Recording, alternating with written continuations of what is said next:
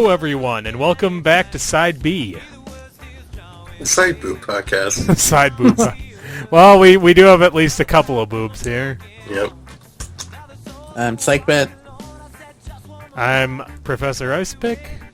I'm KG. Tell him what KG stands for. Well, I didn't think that was important. I know. I'm messing with. I'm kidding. You don't have to tell them what it means. Okay, I'm He's lazy. obviously a commie. He's the commissar. So we are doing another wacky Side B podcast. Yep. We have a couple of topics this time, so if you got bored about me going on and on about my Dead Rising fan fictions, well, you're in luck, because it's, we got 3 topics tonight. Yeah, I should order a pizza while I'm doing it too. Sure, why not? Oh, Domino's is half off. It's. Oh yeah, you're right. Yeah, Domino's is half off until the 4th of December. In fact, I know for a fact though, I have the actual page open. Let me find a location real quick and see if it implies. In fact, hold up. They're withholding the discounts from you, KG, because They probably are. probably are. Man, I do love a Domino's pizza. From time to time. They're probably the best national chain. They alright. At least at They this alright. point. Yeah, they're alright. Oh my god! What? Is it actually? Oh, you actually got the discount, huh? Yeah! Holy crap, I know what I'm doing tomorrow. I already Yeah. got pork out of the oven, so You porked the oven. yeah. Unfortunately, that and I don't have any money anyway, so I get paid tomorrow. Nice. So, yeah. I was also gonna go, buy those Love Live Blu-rays as well. Since it's almost that time. In fact, personally... Kate. Yeah, buddy. I was probably gonna order one more thing. I unfortunately was probably considering buying, Lucky Star, since we were going to do that at some point. This is true. This is And it's also like, not I a might show as well I'm looking for. try to digest what I'm watching. At least I won't have to do the first episode again Oh, until we we will. actually do it. Yeah, I exactly. meant during my private watch. Oh yeah, for sure. But either that or see if it's on Crunchyroll. If it is, I'll probably just not buy it and just do it there. It's still legal. That it is. Yeah, and I'm already paying for streaming. So yeah. Anyway. All right. So, should we get started on the first topic? Yeah, I'm gonna try to fart while we're at it. Oh, okay. Yeah. Oh, that's great. I mean, I believe. I'm not gonna that's do it in the. I was going to Do say, do There it we in the go. microphone. Okay, I'm done. Do it in the mic. Aww. Aw, you little Wait, there's cock another one. tease. Oh wait, maybe I just have to poop. KG, gamble, gamble, gamble, gamble, gamble, gamble, Oh my god! gamble. Oh, boy. Come Jesus on. Christ. Well, that was pretty gross. I'm not going to apologize, though. He pooped So, yeah. himself. The first topic. All right, yeah, Pokemon Sun and Moon. I have no opinion on this game, I Okay. haven't got it yet. except that Mimikyu is adorable. Yes, it is also very dangerous. This is also true. Also Also very alright. adorable. So I'm gonna try to be as vague It's as I can be. spoiler free. Yeah.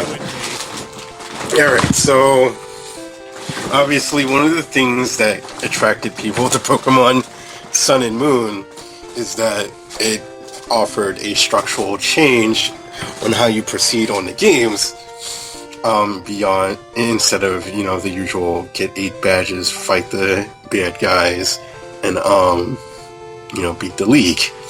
Right. And so the main thing I would say that really got the benefit was changing out the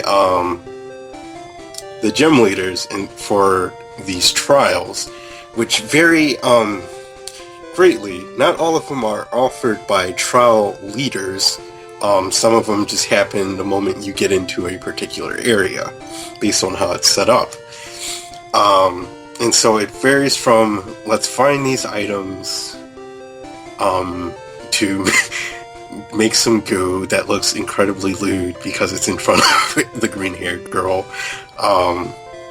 Or it's like you go to this abandoned supermarket that got destroyed, take pictures in order to find like what's haunting the market.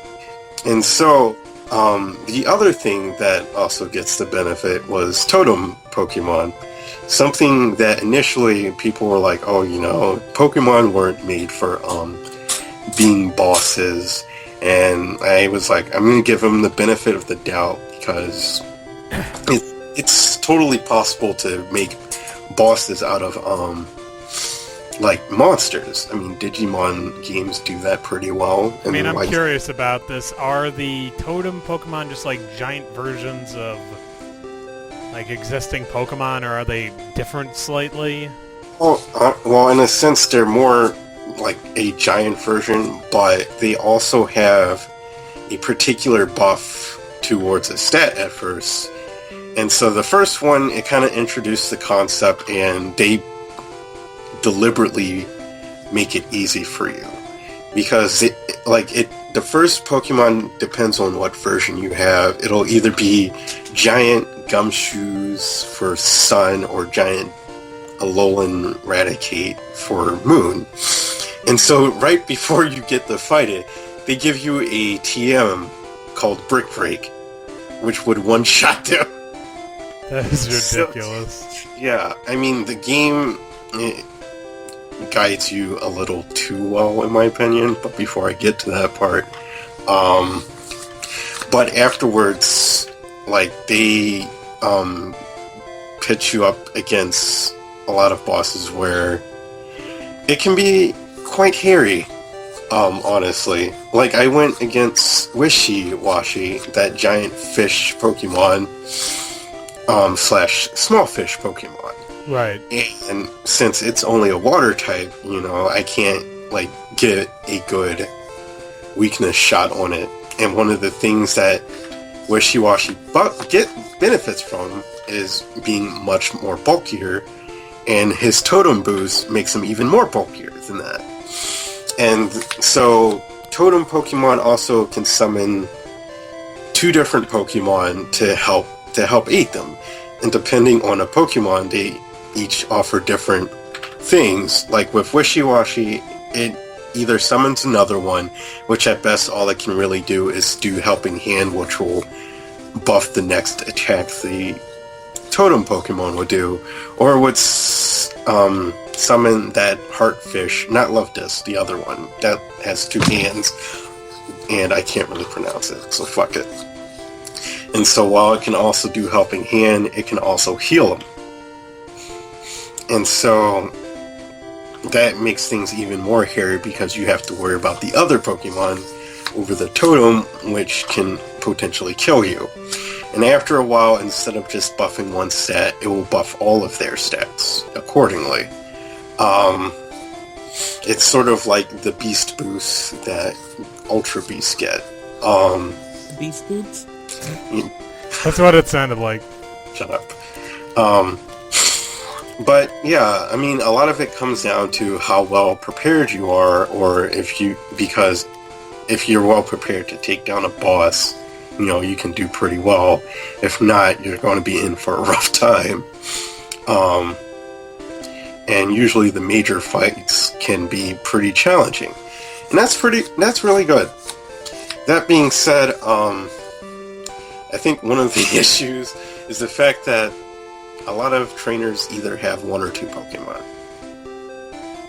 They have 1 or 2 Pokemon. I'm not joking. And yeah, I've heard about it. I've heard that at the very end, seems like the maximum they're holding are like 3. Yeah, and it's like, I'm not sure why and whatnot. Z moves I personally, I mean, I don't really, I haven't used them much until like after the fight against the primary antagonist. Or I think I also did because I was in a tight spot with one of the Pokemon who couldn't die, basically. Because all of their Pokemon get tight totem boosts, and so they're much more dangerous. But Z moves, they have a wide variety of applications depending on what move you use or what move you have equipped to your Pokemon. Some of them respond to one move only, and those are usually like moves exclusive to a particular Pokemon, like Sparkling Aria for Primarina, or the Miraculous Moonsault for Incineroar. Yeah, which comes from Darkest Lariat. Darkest Lariat. And so from what I can tell, it has a lot more applications to different Pokemon than, just the Mega Stones, which only benefit the select Pokemon that got it. And so in a sense, I think it would have a better impact for battling other people versus Mega Stones, which I think they're trying to work their way on retconning them out of existence. Because they pretty much went, turns out it's not quite as good as we thought it would be for the Pokemon. It's like, it's stressing them out. I'm not actually joking about that part. I don't think I particularly mind if the Mega Stones go away, though, honestly. Because, for various reasons. Right. Let's see, what else is there? The guidance of where you go is quite overbearing. That being said, like, you can't even fully explore a town immediately very often. It's like, you have to follow these events. You can't just go wandering about to this Pokemon Center even though someone's dying, for example. Or you just want to get new clothes, and it's like, no, I want to stop in here first, mama. And meanwhile, you see Lily telling Nebby to get in a bag, and it's like reenacting that one event from that SpongeBob episode where he's trying to get Gary into the bathtub. Oh, I thought I was gonna be like, did you finish those errands? It's like Nebby, get in the bag, get in the bag, get in the bag, and shit. And here's some gold doubloons. Don't drop them. And I think it handled its characters pretty well within the story, although I feel like some things kind of didn't go too... actually, I would say it's better handled than X and Y, at least. But I still feel like I have some questions. Like, the Ultra Beasts, in general, don't feel as involved as I would have thought. Like, the funny part to me is that only one of them is particularly really relevant for the storyline, and the rest of them are post-game stuff, which, depending on the Ultra Beast, you can get multiples of. Which, it's pretty nice. That doesn't make any sense, though.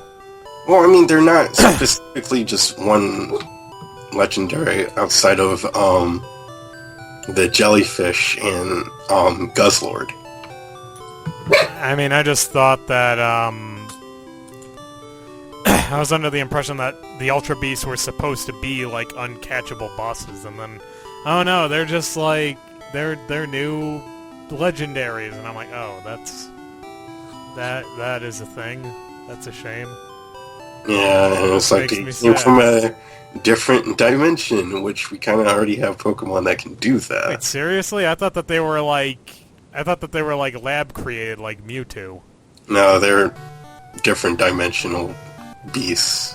And And so as a result, Pokeballs don't really work as well on them. And so they created these things called Beast Balls, which work really well on them. That is the dumbest shit I have ever heard in my life. Beast balls. This reminds me of, like, when I started hearing shit about Digimon Season 3, and I'm just like, I'm done. I'm done. I'm over this. I'm over you. I'm done. Actually, however, Beast Balls suck on normal Pokemon. I do want to. It does make me want to get into the game again. I mean, I got into it with X and Y. I got back into it with X and Y, but I'll probably get it sometime in the near future. Why am I having such an issue? I don't know why this shit doesn't work as properly. I hate copy and pasting. I'm blaming you. I was going to show you the image of the Beast Ball, which it's sort of funny because there's like gonna be a cube? No. Aw, would have been funny. But it's like, okay, these things cost millions of dollars for us to create. Here's 10, and if you use up all 10 for whatever reason, it's like, here's 10 more. And so you're costing this company billions of dollars just so you can catch some specific beast or anything else that you wanted to do. It's kind of funny, really, because it's like this company could go bankrupt for your greediness. You little skitlet. Do you actually have to bring the beasts to them? Let's see. You actually have to catch them, and then afterwards you just report that you caught them. And at first it's like, we should take them back to Interpol, so that way we can research. Wait, Interpol, really? Yes, the International Police. Jesus Christ. Featuring Looker and previous returning Battle Frontier brain Annabelle. Oh. Who obviously got an age upgrade. Let me think of what else. And then at first it's like, oh, we'll take it back to Interpol, and then they realize, maybe we shouldn't, because if we send them back, they'll probably try to kill them anyway. So here, let's leave them with this kid that that we're fleecing to help us. And that's fine. That's totally fine. And so I am actually looking into using them, though, for actual battles. I mean, I remember people speculating that the Ultra Beasts were the members of that foundation, whatever it was called. Aether Foundation? Yeah. Yeah, I mean, I think that's what we thought at first, because they seriously look very similar to characters that exist. And then it turns out that's not the case at all. It's just beasts from a different dimension. Huh. It's actually pretty interesting. Their designs are not that bad either. I mean, I like Sexy Cockroach. There's also Buzzwole, which is the greatest fucking name. Is that the fat one? No, that's like the muscular mosquito. Oh thing. yeah. So which one is in which version then? Buzzwole is in Sun, and I believe the other Pokemon. Aren't they both like UB02 or something? Yeah, I believe so. Like one of them, I don't remember. I think it was it Absorption? I don't think so. I think that went to the Jellyfish one, which they all have actual names, and the code names actually came from Interpol, not from whatever. And so it's like with UB1, its real name before they even tell you the code name. Right. And so some of them, I was like, some of these names sound like fucking Final Fantasy rejects. I mean, the jellyfish's name, it's Nihilego. Nihilego? Yeah, like a combination of nihilism and Lego. You mean nihilism? Yeah. That's Whatever. correct. Whatever. I've only seen it written. Yes, I have. Although it seems... KG, you are such a cretin.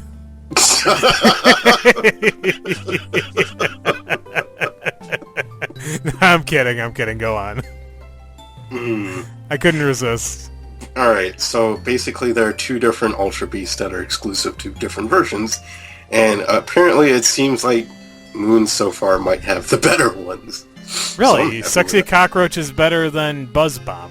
Well, here's the thing. Buzzwole is physically competent. Its special side isn't. Okay. I mean, whereas with Sexy Cockroach, she is, by definition, a glass cannon, but that is incredibly fast.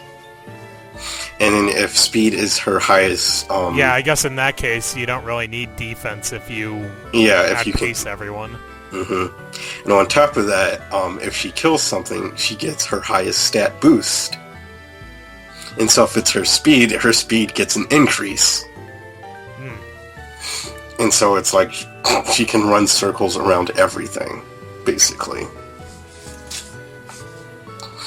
And then there's the other Moon exclusive, Celesteela, which looks like an oversized steel broom, really. It's the same typing as Skarmory, but it actually has attack potential and still has the defensive potential. So is type Null a Ultra Beast, or is it something else entirely? That one is actually a science project.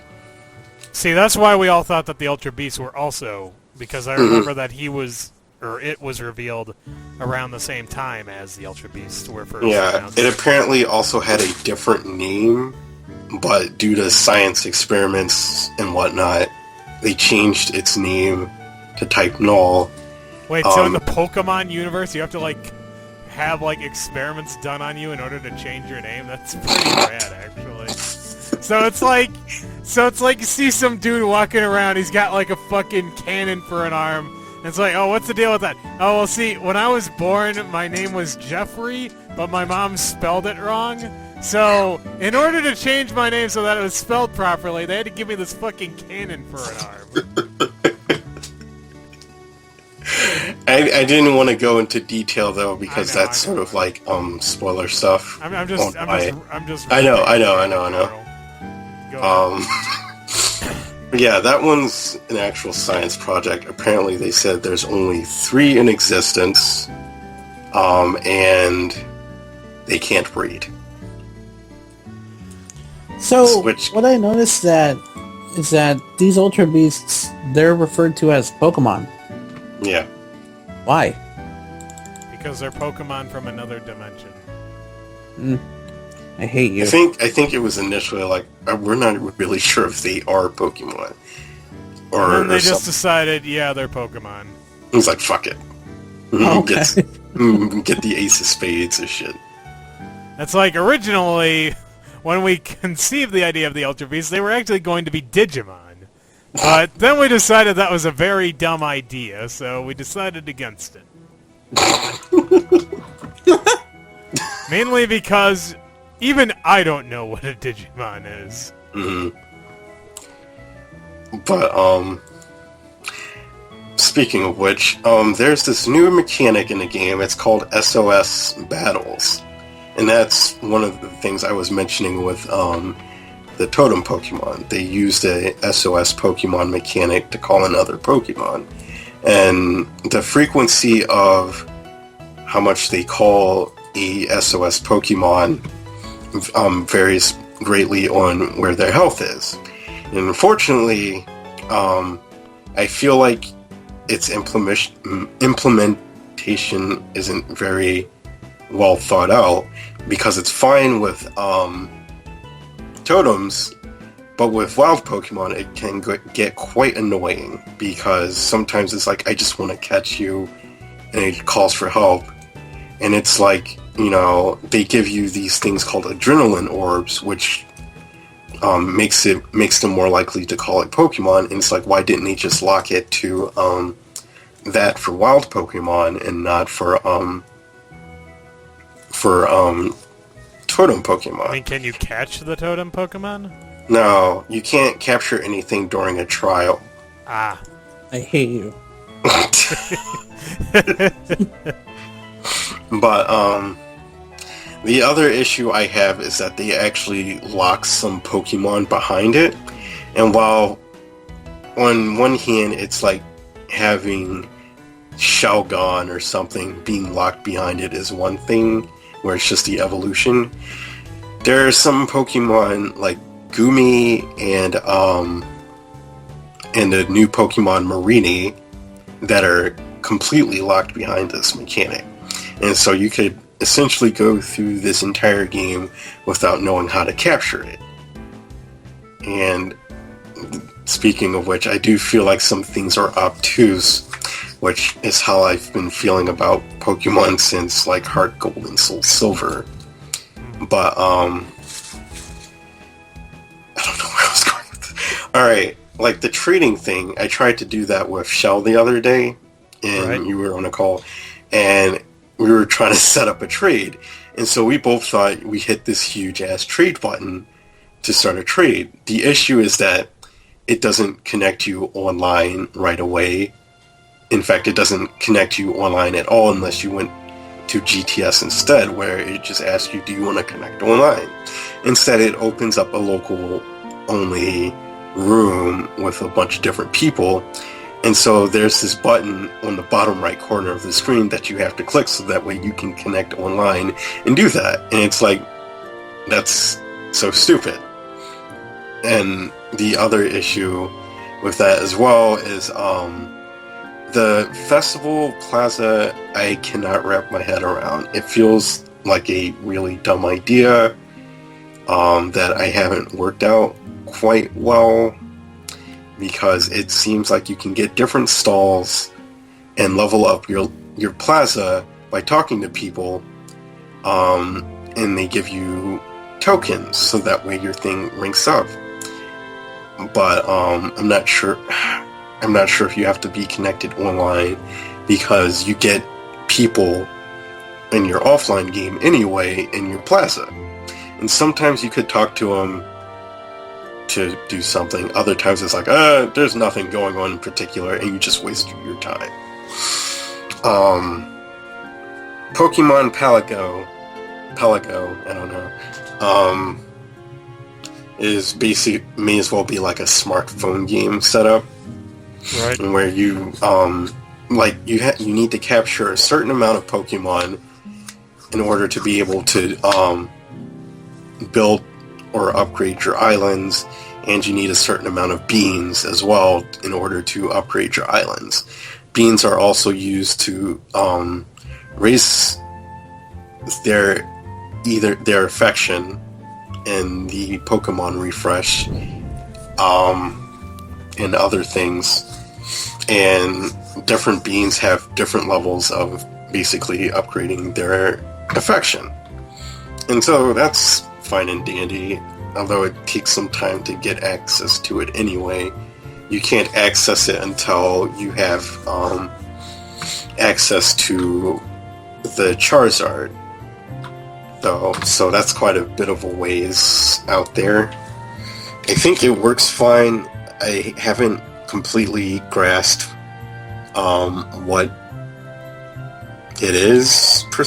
Wow.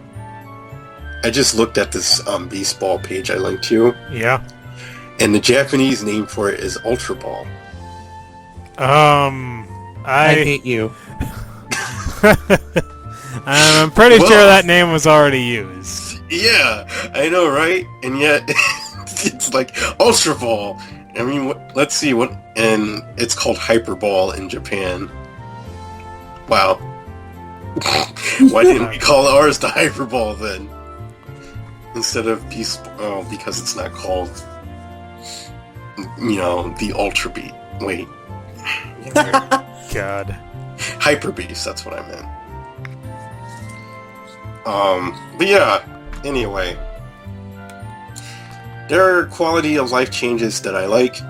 One of them in particular is that you can capture a Pokemon, and if you have 6, it'll ask you whether you want to change out a Pokemon out of your party with the new one, or just send it to the box.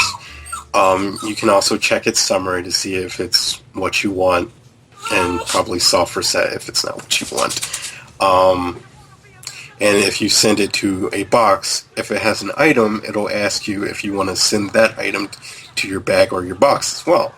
And so it's like a bunch of checks, but hey, it's some quality of life. That's fine. There's also the fact that you don't need HMs to do anything. You just call some Pokemon up.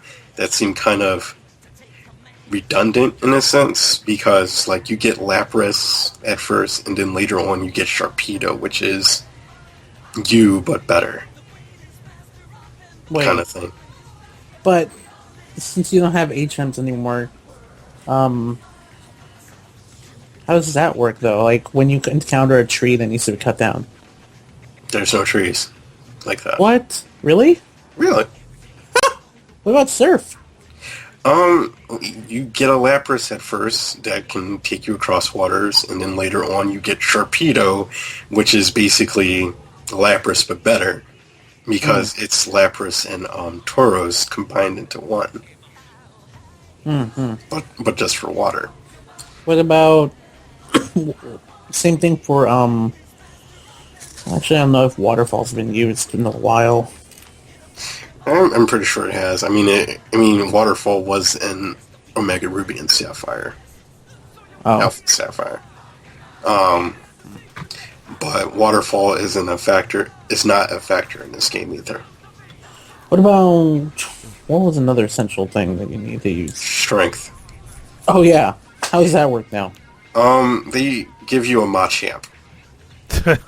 Oh, that's pretty cool. Yeah, that's a smart idea. It carries you, and it pushes large rocks, and you have to hold down the button and stuff in order for it to keep moving. Otherwise, if you just push B and move it slightly, it'll move it one space and whatnot, and that's it. Your dinner's ready, KG. Yeah, Sean, your dinner's ready. Surprised you heard that. We can always hear Sydney. That's not Sydney. Oh. Oh. Wow, that's a new one. Yeah. That's why I'm surprised. Music's good. I'll just leave it there. How good? Real good? Yeah. Oh. I like Team Skull because they're just like your average punks. It should have been like... Team Rocket Power. Lady. They're fighting. They're collecting. They're stealing Pokemon because someone got sand in their potato salad. That's what they should put in Pokemon Stars. That Team Rocket Power replaces Team Skull. You know, now that I think about it, I'm not sure. Did they ever mention that your character comes from Kanto? Really? I had no idea. I didn't know that. Yeah. Also, why is your rival a white guy? It's also the brown guy. Wait, you have two rivals? Yeah. I mainly just see the one who looks like an Aryan. The blue eyes and the yellow hair? I mean, Yeah. What? He's a fucking Aryan. What else is he supposed to be?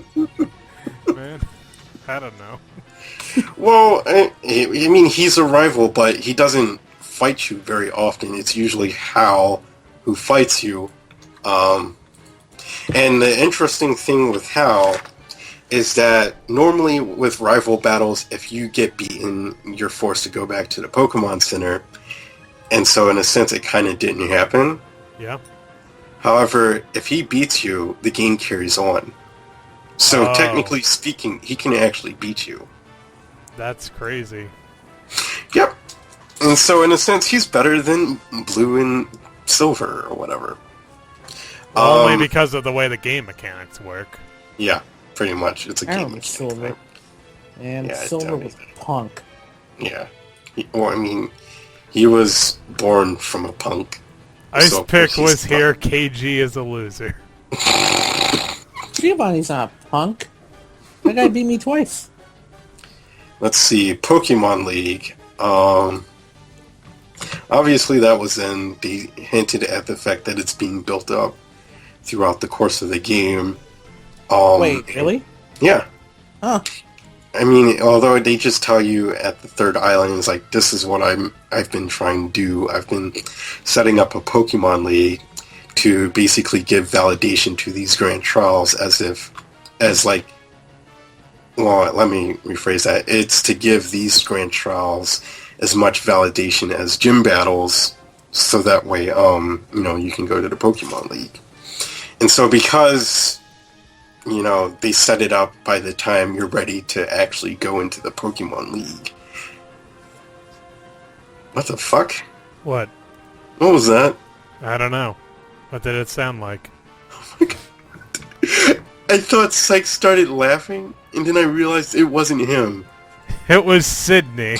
No, it was from Line.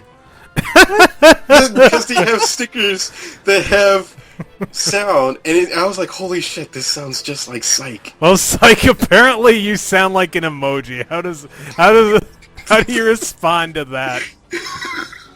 That you apparently sound like a fucking emoji. They should hire Psych to be in that emoji movie. Oh, I forgot about that. He's the LOL emoji. Fuck. Fuck me. Jesus No Christ. way. Oh my god. Where did I leave off? Alright, Pokemon League. Yeah. Alright, and so by the time you get there, it's finally set up. And technically speaking, it is the first official Pokemon League set up. In the area or in general? In general. Oh. Well, not timeline stuff and shit. It takes 2 years after Black and White or something. That much is actually canon. Okay. Anyway, it's the first Elite Four stuff, and I actually like the Elite Four because they're not nobodies. Are they people that you recognize from previous games, or are they just characters that showed up earlier in the game? They're characters who show up earlier in the game. Oh, well, that's nice.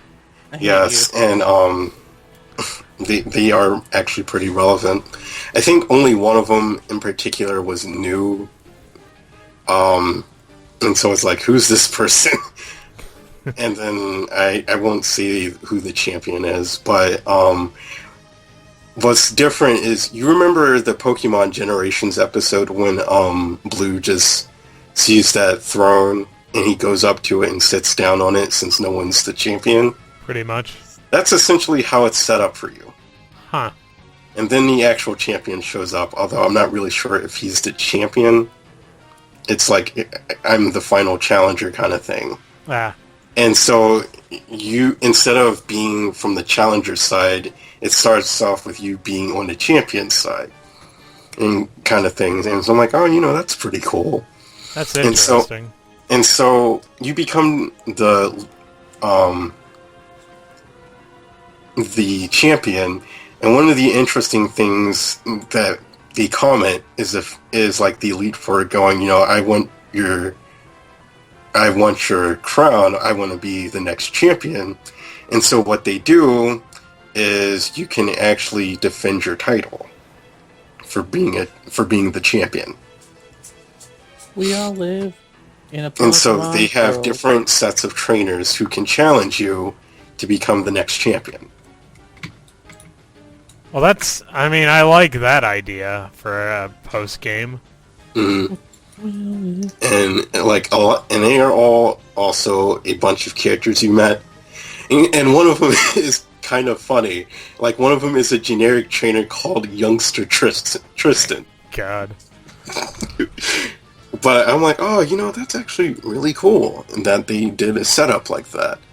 Although one of them, there's another person who I don't recognize, and he looks like one of the edgiest motherfuckers I've ever seen in my life. In fact, and you don't even see him throughout the game. I'm like, where did he come from? Maybe I've actually seen this dude from a different game or something, but here's the picture. Okay, let me take a look at this. Oh my What god. the fuck? Oh my god, it's Deviant. We're in the DeviantArt region. It's KG. It's Ragnar the Blood Edge. What the fuck? I'm like, who is this person? What the fuck is this like an act? Is this something that Nintendo made? Yes. Is this a Nintendo creation? Jesus Christ, Nintendo. What are you smoking? I'm like, I mean, I know Final Fantasy came out, but holy shit, he didn't need This to looks try like World. This looks like it came out of World of Final Fantasy.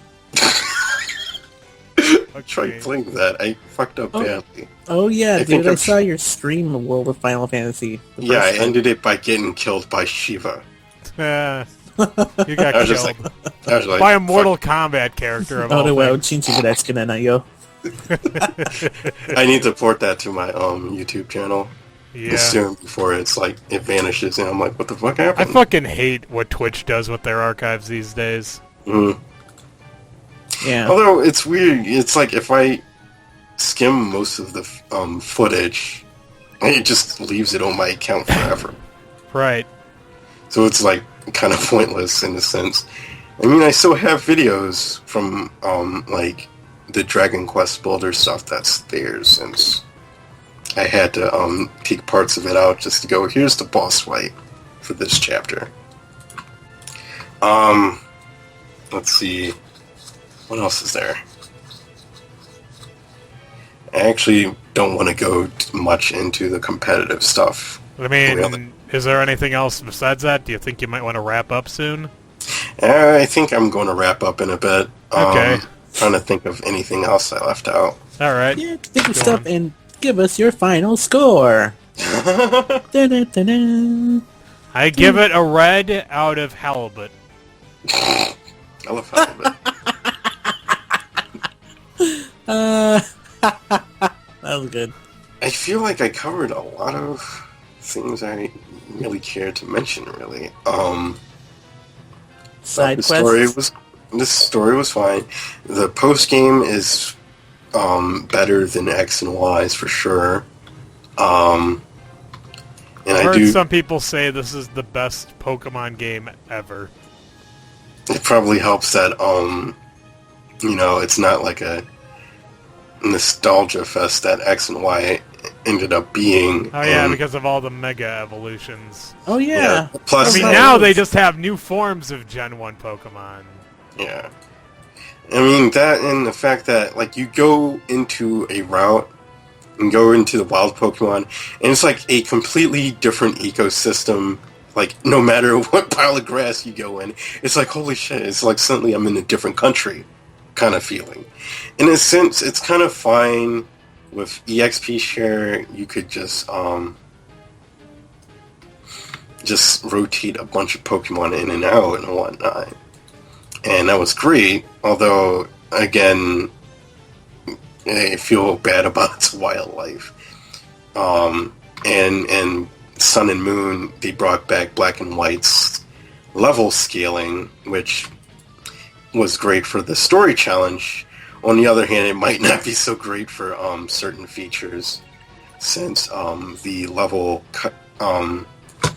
ceiling for opponents kind of stopped a bit low for your taste and whatnot.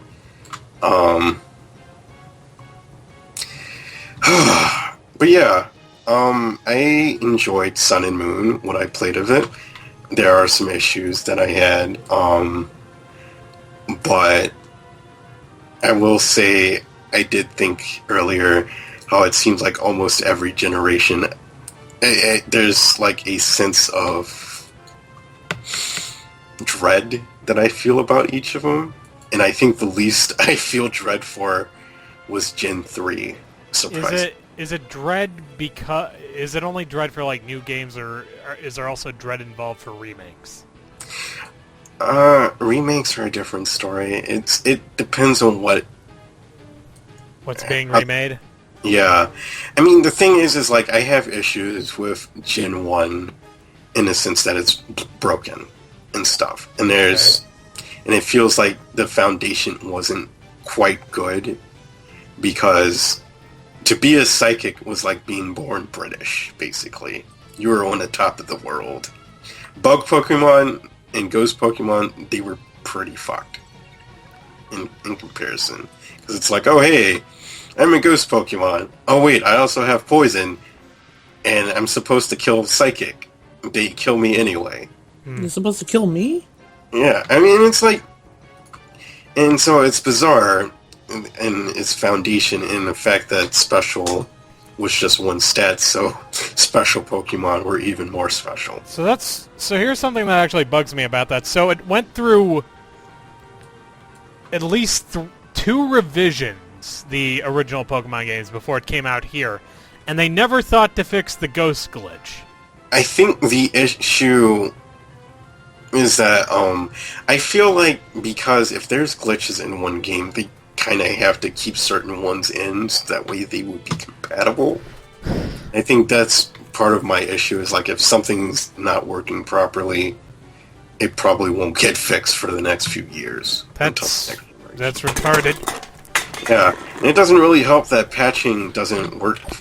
I mean, they don't really do patching to the extent that we would want. Right. Like, we're kind of hoping right now that they patch in the national dex because it doesn't exist in Sun and Moon. Ah. Who knew Poplio would have the best final evolution? Yeah, I know, Well, right? apparently that leaker. Looking back, Poplio was always cute. Yeah. He was just a little goofball, and it's like, I feel bad for him, because it's like, everyone was like, man, fuck the sea lion. I'm like, no, to leave him alone. He's a little clown. He's trying to make people laugh. Stop yelling at him for trying to make people laugh. He's a happy little boy, and you're all just yelling at him, and you're like, man, fuck you for not being the cat who is clearly going to evolve into a firefighting type, but then Nintendo wussed out at the last minute. I stand by that theory. You want to know why I think they did that? They oh shoot, I'm not even sure if I get the terminology right, but it is called the heal Pokemon. Exactly, it's a wrestler. It's a fucking wrestler. No, yeah, that's not my point, though. I think the heal is the fact that it ended up not being a fighting Pokemon. So it has a black dildo? Yeah, exactly. Yeah. And then you got fucking, what's his face, the owl. Everyone loved the owl, and I'm like, that owl looks fucking stupid, man. Especially his second evolution, where he starts getting that fucking haircut. But he has the final evolution that's arguably cooler. No, clearly Primarina is the best final evolution. You know, you want to know what I did? Alright, so I bought my sister Pokemon Sun as well, and me and my cousin... Wait, did you buy both of you Sun, then? No, I got Moon. Okay, then. And so I picked Moon. Shut up. I picked Poplio. Apparently my cousin picked Poplio. And so my sister got to the choose your starter, and she's like, I'm not sure which one I would pick. And so I'm like, alright, I have all the Pokemon. Let me finish up this battle. I'm like, okay, so here's the evolutionary line for each of them. And she's like, oh, for the Rowlet line. She was like, oh, for the Litten line. And then she saw the Primarina line. She's like, oh my god! That does sound like Sydney. And so at first she's like, maybe I'll go for Rowlet. And then at the last moment she's like, no, fuck it, I'm getting Poplio. Because Poplio is objectively the best one. It's like, I don't even play Pokemon, and I will acknowledge that Primarina is best water starter ever. Fight me. Fight me on that. I don't give a fuck. What about Greninja? Fuck Greninja. Fuck that fucker. I hate Greninja. Fucking Smash Brothers ass bitch. Fucking, oh hey, let's put him in Smash Brothers before he's even in fucking Pokemon.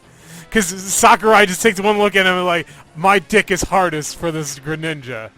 It doesn't even have a name yet, and my dick is already rock hard. My dick is diamonds for this frog ninja motherfucker who gets an evolution based on the fucking anime eventually. Oh yeah, do you get that, KG? Oh yeah. Yeah. Ash Greninja. They should have come up with a better name for it. I know. I mean, the thing is though, at first I think people were like, this is kind of stupid because it's of a terrible nature and blah blah blah. And it turns out you can get whatever nature when you transfer it to the actual game. And so it's like, oh, maybe it'll have some use. And maybe you should set it up so that we can learn Gunk Shot or something. Right. But I'm not digging into that anymore. It's competitive shit. But yeah, SOS battles work better for EV training than Horde battles. Who'd have thought? Who'd have thought? I hate you. Well, yes, Pokemon Sun and Moon came out last something weeks ago. Almost 2 weeks ago as of this point. Yeah, I enjoyed it. I spent money on it. I'm also considering getting Domino's tomorrow after work.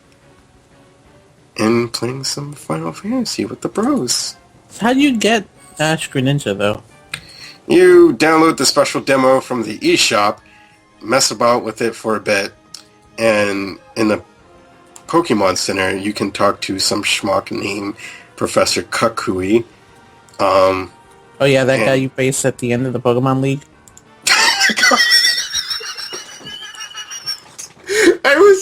Jesus Christ. Sorry, I went to the bathroom during that part. Okay. I know, but I didn't even mention him. Oh. Wait, who didn't you mention? The Professor. Oh, yeah. Oh, yeah! It was a spoiler-free review. Ha! Yeah. Good thing I wasn't listening. Alright, so, KG, this charade has gone on long enough. Wait, I still want to hear how we get Greninja. We are almost at an hour of talking about Pokemon. Jesus. I think we were shooting the shit for quite a while before we transitioned. Yeah, we were, but I'm still saying, okay, go ahead. How do you get Greninja okay, you get Greninja, you download the demo, play around with it for a bit, and then you can go to the Pokemon Center, talk to the professor, and you ask, what do you want to transfer? You click Greninja, and then it'll do the transfer shit. You put in Pokemon Sun or Moon, whatever game you have, even both, and then you go to the Pokemon Center in there and pick up your Ash Greninja. So, in order to get Greninja, you have to masturbate him. Got it. Yeah. Okay, great. Okay. Good work. Alright, so, We're final score. Well, what is your final score on Pokemon? 85. That's great. Out of 1,000? That's pretty low.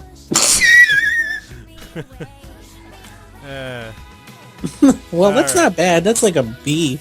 Yeah. That's okay. I thought you would like it more. I don't give Pokemon games very high scores, in my opinion, anyway. Okay. I don't know. I think it's just because I like Pokemon, but I just don't give them, those high scores. It's like, you're jaded at this point, basically. Yeah, I'm not sure if I would see... I'm not really sure if jaded's the right word, though. Well, you've seen it all, basically, is what I mean. Yeah, and so it's kind of These games have to work really hard to impress you.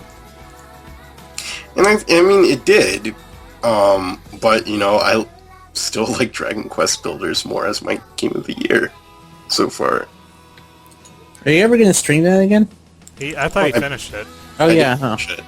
I mean, if I do, it might be for free build mode to, check it out, or try to speedrun each chapter's, since it's part of the challenge. Okay. So, I mean, that would be down the line kind of thing. I think he's telling you to shut up. I like how Lucky's barking triggered Sydney. I know. Yeah. Damn, I kind of want a Rockstar. I got addicted to not Rockstar, but Red Bulls. I don't know why. All right. Because you love to have you just love to have a Rockstar, the taste of a Rockstar in your mouth, huh? Metallica, yeah, in your mouth. KG is a groupie. Oh, no wonder. I guess that's why Red Bull's easy to drink. It's lightly carbonated. They tell you to dress as Kefka Palazzo. God damn it.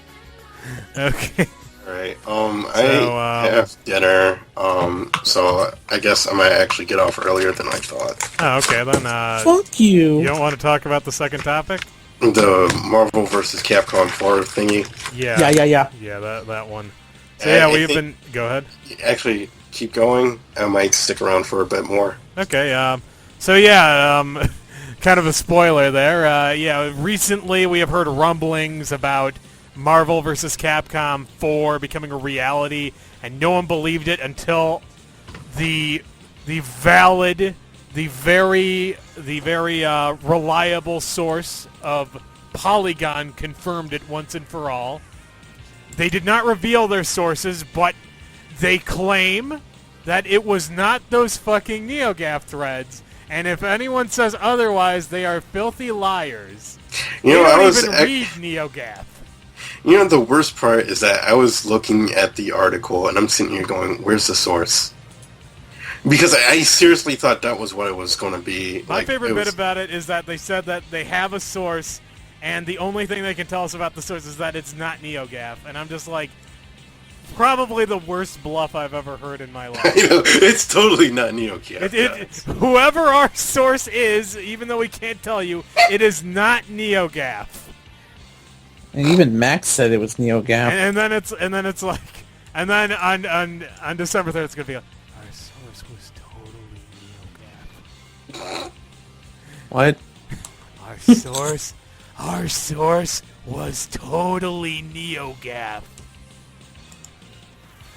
Like that's gonna be what goes down. Honestly, I see that happening on December 4th. He's like, don't listen to these people. they lied to me. I mean, I believe that the biggest confirmation on this one is from the prophet Lupinko. Lupinko? Lumpinko. I don't even know. Lupus. Lupus We'll just call him Lupus. Syphilis? Maximus. Yeah, syphilis. That's perfect. Syphilis. But, yeah, supposedly this is happening. There have been a variety of rumors. Some people are saying that it's only going to be MCU characters, no X-Men, no Fantastic Four, so no Doctor Doom in there, no Wolverine, no Sentinel, no Storm, no Magneto, no Deadpool. No, Sentinel is the best, if that were true. Yeah. Now that would be hilarious if it's like Marvel's just like, okay, we will give you one X-Men character. Use it, Sentinel. Are you sure you don't want it the Sentinel? Final answer. God. Could you imagine? Really? Could you imagine? That shit would be the best. That would be my favorite if that's what happened. I hate Sentinel, man. Why do you hate Sentinel? Because it's the most used character in the world. I thought that was Magneto or Cable. Actually, I feel so stupid. Okay, go on. Because I saw the link you saw about the Dead Rising thing. Yeah. And I was like, oh wow, I mean, I can't believe this. And the next thing you know, I see the gap thread, and I'm sitting here going, wait, that was an actual article. Yes, this I'm was like, an wait, actual of course, article. I just read it! I just read the article! Of course it's a real article! I'm like, oh my god. Yeah, it is literally the worst thing I've ever read in my entire life. I tweeted it. So, if anyone finds my Twitter feed, that is the worst thing I've ever seen in my entire life. Okay, but back to Marvel vs. Capcom 4. So, yeah, that's one rumor. One rumor is no Fox-owned properties. Another one that I've only heard from Psych, but I'm willing to believe him because I don't know why he would lie about this. This doesn't seem like something anyone would lie about. Someone apparently said that the game is going to be a 2-on-2 game with assists.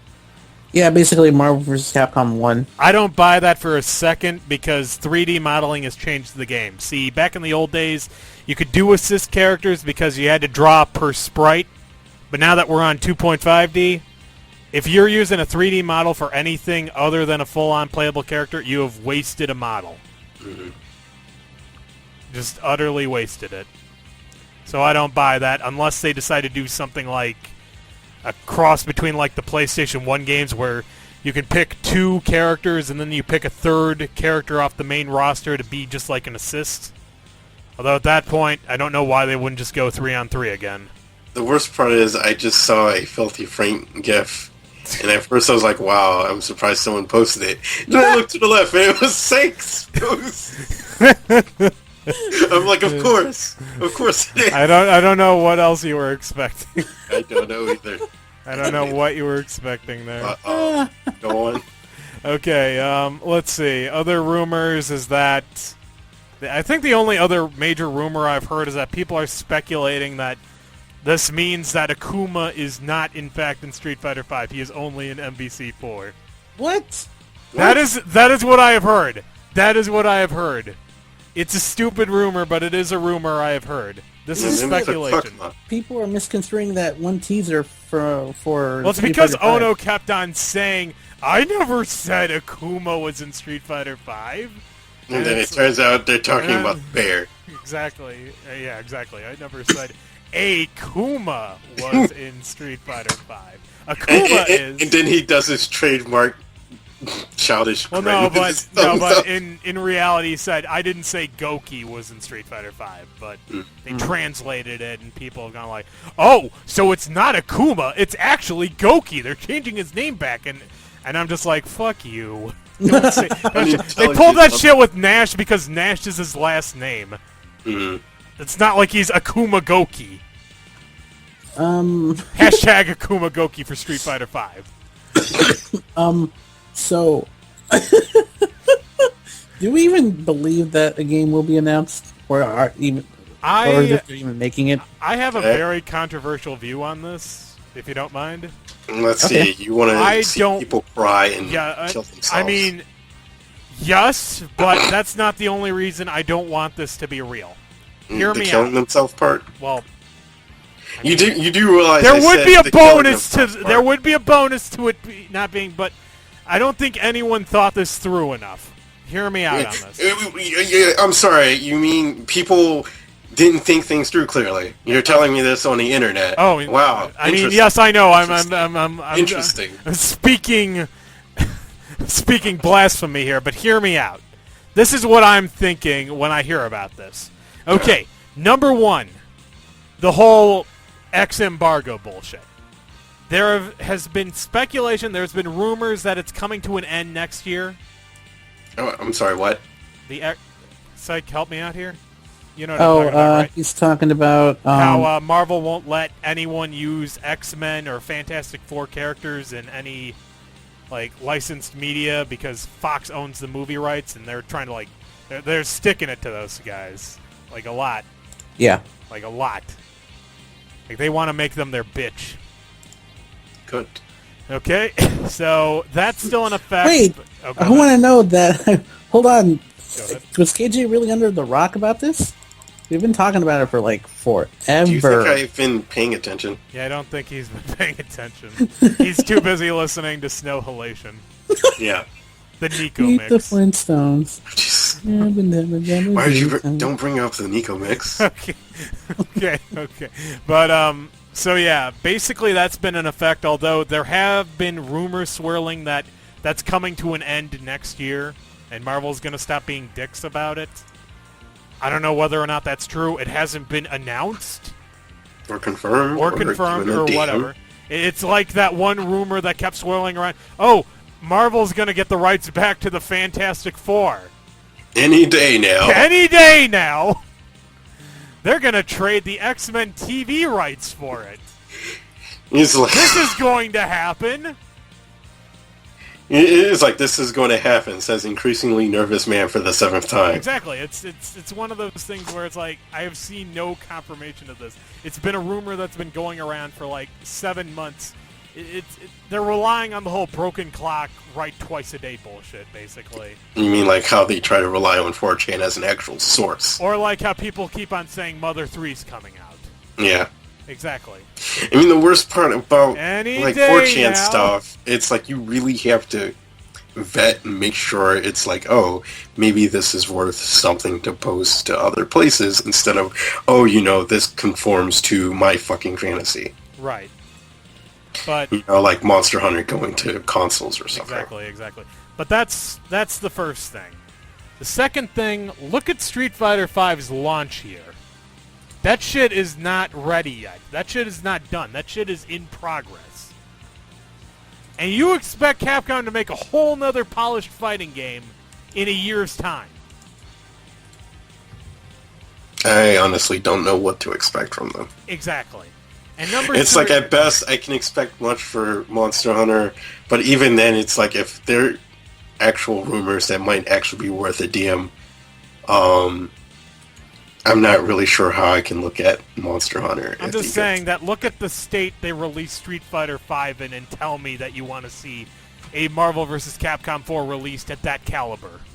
Honestly, I don't even know. You played it at launch with me, KG. We played it together. I know. I'm still depressed about it, honestly. Like the thing is that I realize I'm definitely not like weak to like if there's a bad vibe for certain things.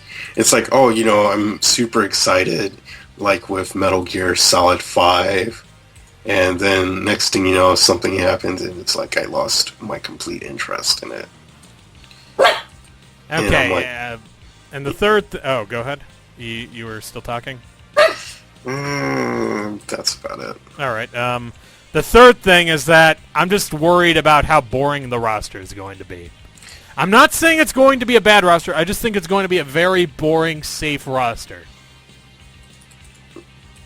Well, I mean, they removed some of their safer ones. No, I'm just saying that, like, it's going to be, like...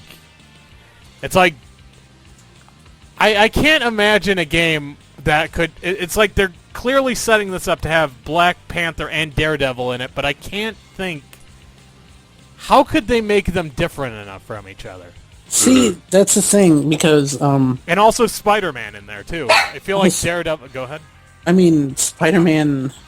Obviously, he's very, very, very different from both Daredevil and Black Panther. Right, but I feel like you'd want to go sort of more of a Spider-Man route to differentiate Daredevil from Black Panther, but you have Spider-Man is clearly going to be in the game. Well, maybe what they can do is that they'll do split screen, and for the bottom screen, it'll be blind. God. All right. And then you realize it's utterly pointless because they can just look at the other screen. Exactly. Well, the thing is with Daredevil, he's a brawler. Mm-hmm. Right. I mean, I don't want to talk about like the specifics of each character. It gets into a whole other thing. Yeah. I'm not concerned too much about the Capcom side because I know Capcom will just put in. Fuck it up. Well, it's not that they won't. It's not that they won't put Resident Evil, Street Fighter, Devil May Cry. That will be the entire roster on the Capcom side. Mark my words. I think Mark they'll my put in testicles. some other stuff from franchises that they know they will never do again. Like Darkstalkers. Yeah. Or Beautiful Joe, or Kami, or Powers. Well, no, they're not going to get that far, and they're not going to... Basically, what I'm saying is that Capcom is not going to dig remotely deep into the Capcom vault. Yeah, We'll be lucky if we see more Darkstalkers than Morrigan this time. They will put like cult classics, and that's Right. pretty much it. I'm concerned about the Marvel Cult side. classics? Cult classics. Yeah, not- I feel like the Marvel side is going to be fucked just because MCU has so many shit they're juggling, and they want to cram into our... I mean, that's... You saw like the Ultimate Marvel vs. Capcom editions, right? That was straight up that's straight up Marvel pandering right there. They chose characters that they were anticipating to be big and like to just sort of shove in there. Like you had Like a Hawkeye penis into a vagina. Hawkeye to remind you of the Avengers. You had Rocket Raccoon because they were working on Guardians of the Galaxy. They had Iron Fist because the fucking the Netflix deal, I guess, was in talks there. You had Ghost Rider because I think he had recently had a movie. Yeah. And then you had Doctor Strange because I guess they were feeling him out. Like, See, You the were thing feeling is- strange. The thing is, though, I'm not really I'm not thinking they'll give any surprises for the Marvel side. Oh no, I agree with you. I'm not expecting anything from them. It's going to be really boring, really expected.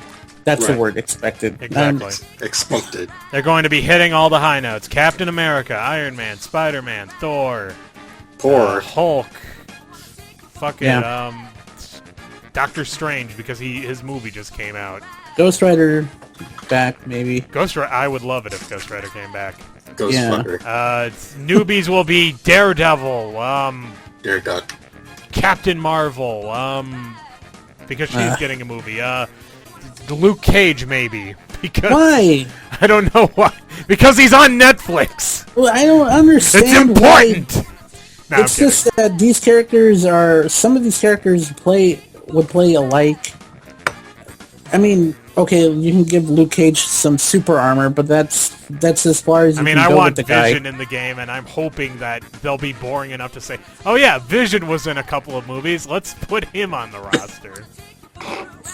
And you know who else they want? Agent Coulson, man. It's fucking dumb. No, that's... Wouldn't he just be another like Frank West type character there? No, he'd just be another fat fuck. Well, yeah, that's what I'm saying. Except he's not quirky or interesting enough to be Frank West kind of. They're gonna use the voice actor from Ultimate Spider-Man. He'd just be like some guy who...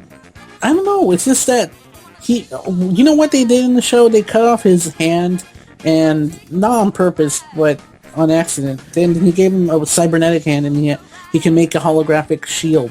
That is the dumbest shit I've ever heard in my life. Holographic shield. They gave him it's a collectible item. They gave him Captain America's hard light shield, is what you're telling me. The hard light, but instead of the star logo, it's a shield logo. Oh, that is... What is the shield logo even? It's a bird. It's just the bird, that's it? Yeah. A bird. That's so dumb. It's so fucking dumb. I don't understand what they would do. He's just a fucking agent. Like, people want other agents from the show, and I don't understand why. Because the character looks cool, or the character is interesting? Who gives a fuck? I don't... God, it makes... To be fair, Psych... You're not anime enough. Psych, let's be honest here. This is no different from what people wanted in the MBC3. You know who should be in Marvel vs. Capcom 3? Mario! Insert 90s X-Men here. They're still relevant, right? Remember Gambit? Yesterday night, I was looking the forums, and I saw the anvil. Oh god. On Gap. He's back.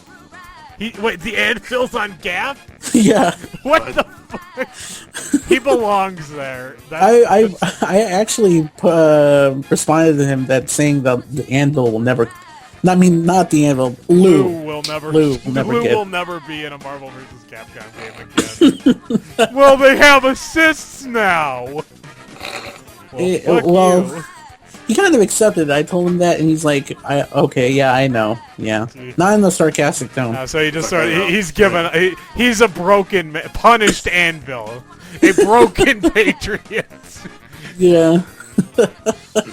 God damn it. But, no, I am actually actively hoping that this is not real. And you think it's entirely out of spite. I'm not going to lie and say that there isn't a part of me that will be, like, incredibly happy with all of the salt that comes out of the FGC if this ends up not being real. But I just don't have faith that Capcom will make a good game. My life will go on. If it's not real, then it's not real. I don't expect Capcom to get the Marvel license. Especially since it's under the mouse now. It's going to be expensive as fuck. Of course, then Lupinko decided to twist a knife on me today. Like, you know, he was doing some tweet, and he was tweeting a screenshot of that shitty Darkstalkers cartoon. I'm like, what could this mean? And I'm like, what could this possibly mean? I'm also... You know, if it was real, I don't want to go back to the comic book. Oh, you mean how like the menus were all just like flipping through the comic books? I also did not like the texture. Well, not the textures for the for people in the game. You didn't like how it was sort of like it looked like they were literally drawn on with ink or something. Zombies are. actually a metaphor for capitalism. Did I just blow your mind? He said, the dumbest motherfucker alive. But for reals, yeah. I mean, if we had normal people except Morgan, Normal people. Chris, Frank, Wolverine, Ryu, they had all orange tints, and I'm like, what the fuck? Why? They look like people. They look like stylized versions of what they were in Street Fighter 4. Right. It looked kind of ugly. Yeah, the weird part about it is that I agree with you that the whole rendering looked hideous in that, but I thought the models looked better than Street Fighter 4. Maybe it needed No, of course, shaders. yeah. It needed better shaders. You fucker! I hate you! I fucking hate you! You didn't think I was going to catch that, did you? But I caught it! Fuck you! Fuck you! It looks a billion times... KOF 14 looks a billion times better with these new shaders. They have gone from early PS3 quality to late PS3 quality. That is an amazing jump for changing fucking shaders. I know. I'm sorry. You know, the worst part is, even without KOF 14, I wasn't joking. It probably needed better shaders. Yeah, you're probably right. There's also a rumor that Ultimate might be ported. I would love that more than an MVC4. Honestly, I probably would too. Also, At least maybe they can can't- give us an actual Magneto costume this time. Mhm. I never got over that! You know, and maybe they can put the 2 DLC characters in the base game instead. That would also be nice. Yeah, but then again, it's Capcom. Shuma Garath needs to be in everything. Mhm. He might come back. I mean, I hope he comes back.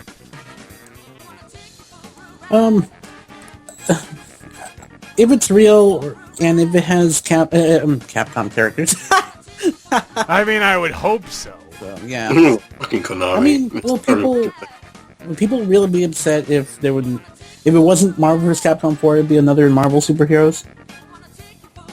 I feel like it wouldn't buy... I feel like that wouldn't make as much hype. I'd want another. Well, actually, no. I not this time frame. Right, they need to settle this whole X-embargo thing. Yeah, I wanted a Marvel superheroes versus Street Fighter, but I feel like that'd be kind of boring.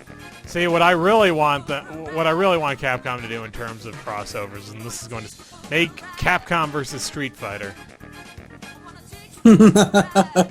No, I'm serious. Make the Capcom crossover game. Make it. This is going to be the only way I see Darkstalkers again. Do it, you monsters. I will fucking kill you if you don't do it. They really. It was pretty. The not the tone, but the whole background.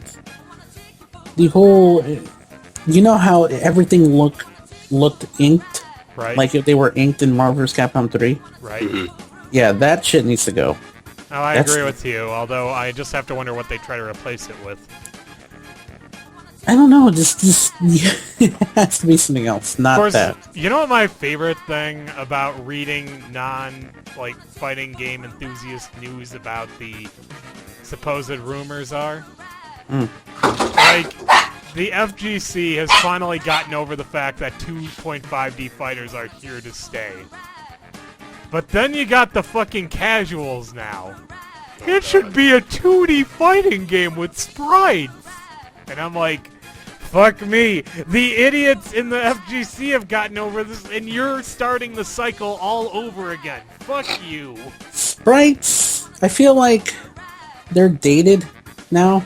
I mean, sprites look good, but the problem is... the cost. they cost way too much fucking money, exactly. Yeah, it's like, I think the time also spent on doing them is kind of wasted. Right. Yeah, I mean, didn't I show you that, guys, that one video using the 2 Pokemon models? Hold up. Yeah, I mean, it was Guzma and his admin basically dancing. Right, yeah, I remember that one. Now, imagine trying to do that with sprites. You could probably do it, but it would take a lot of time. you'd have to draw every single frame from scratch instead of, like, the hard part with 3D modeling is making the model. After that, you're done. Yeah. That's it. That's all you need. I'm looking at it right now. Yeah, I guess that's an apt comparison would be why Disney won't go back to 2D animation. I mean, I'm sad about that too, but at least I understand. I wish that they had, like... I wish there was a niche for it. Mm-hmm. I'm not going to deny that, but I understand why they're not going back to it. Mm-hmm. Doesn't really help that the last time they tried to do it, it didn't do as well as they had hoped. Yeah. I'll touch a bit about and that's essentially why animators for anime barely get paid. Oh, God. Doesn't really help that their 3D animation isn't worth paying for. Yeah, I mean, like, the video game industry took all the good ones. Fuck, yes, they did. Oh, yeah. And the ones that were left over work on American shit. Yeah. Like, fucking Polygram Pictures is Japanese, and they work on exclusively American stuff. Yeah. I mean, I guess I can touch upon about how MCU focused would be kind of a really dull idea. I mean, She-Hulk and Luke Cage are both pretty strong. Pretty strong. Wait, what was the other? You said She-Hulk, and what was the other one? Luke Cage. Oh, yeah. Basically the same. I don't understand what can make them different. Different. They're both brawlers. I mean, well, I feel like She-Hulk kind of relied a lot on grappling. So could you possibly just make Luke Cage more of a... Oh, Jesus Christ, I don't want to continue this sentence because it might be construed as racist now. Like, Luke Cage would probably be Nemesis without the weapons and the tentacles. Yeah, I was actually going to say... the testicles. If She-Hulk's kind of like our Mika, then why not make Luke Cage like Balrog from Street Fighter, just with super armor. And yes, I am aware of the problems with suggesting that, but that's all I can... That was the first one that popped into my... Q! Make him like Q! There you go. Yeah, found a way around it. Q is not back. Not at all. And then you have Daredevil, who is kind of like a regular fighter, regular Shoto that doesn't use any projectiles. I feel like the best comparison for Daredevil would probably be Spider-Man, just because I've seen them together too much. Dude, no one cares about your shipping. No, I ship Spider-Man and Deadpool. That's canon, KG. Well, see here, I mean, I would probably say that Deadpool in skill will probably compare more to Daredevil. Really? Because they don't have superhuman agility. Daredevil is just an acrobat. Right. Racist. What the hell? But does he... But, I mean, Daredevil doesn't use gun... I mean, can Daredevil use guns? He can, but he won't. Oh, so he's like Batman. Because he's a racist. It's like Daredevil's like, I don't see color. And so it's like, you fucking racist bastard. And he's more... I mean, sure, he's trained in ninja ways, but he still fights like a boxer. Yeah. Oh, so he would play like Balrog. I guess. I'm joking. With a bit more fancy moves, I think. He'd probably be more like... Wouldn't he be that one other dude? Yeah, Dudley. What's his name? Dudley. Yeah. Yeah, but with kicks. Exactly. But, I mean, I'm just saying that the problem is that I mean, they ran into this shit in MVC3, actually. Because you had Deadpool and you had Chris Redfield, who were basically gun guys. Mm-hmm. And then you had Deadpool and Dante, who were also fairly similar because they both use guns and swords. Mm-hmm. There are a lot of people who use guns in MVC3. It's kind of I know. And then it's like, oh, we were going to put Punisher in the game, but we decided we had too many guys with guns. And I'm like, fuck you. You're putting these losers and you can't put in the good, like my favorite gun user? Fuck you. I know. And And then Icepit got mad because they put in Virgil, another sword guy. Exactly. And then they put in Virgil, and I got really angry. And I'm like, and then they put in Nemesis. I'm like, okay, this is fine. He's like, this is fine. This is fine, actually, because he's just like this giant fucking dude who punches people in the face. He's pretty good. Yeah, I liked using Nemesis. It's just that, yeah, like I said, my complaint is that a lot of these guys are the same. You're right. If you're gonna be using MCU characters, you are going to see a lot of overlap. Maybe that's why they're going with MCU, considering Capcom is too incompetent to release a quality. So it's going to be. Oh god! It's like, let's just recycle the moves. So it's going to be MCU characters versus every Shoto ever made. It would be like the first generation of Monster Hunter, where everyone fights like the title monster with different variations. I mean, of course, former character, former veterans of the series will play exactly like they used to. I mean, with alterations, but of course, there's going to be some new ones that are, they have the same kind of abilities, the same kind of stats. They tried to make replacement characters in the in MVC3, didn't they? At times, like they were like, "Oh, we're not going to use this fucker. We're going to use this one instead." This new character who plays just like the old character, except slightly different. Mm-hmm. Like, they were going to do it more. I think that they were originally not going to use Sentinel in there. They wanted them to use someone else. God, I hate Sentinel.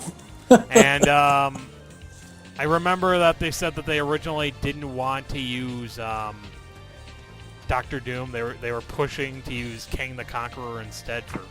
Why did they push it for him anyway? I think King belongs to Fox. Yeah, I know. That's what I'm saying. I'm wondering why they were pushing for him. Because... They were racist? Yeah. Sure, right. I am very racist against blue people.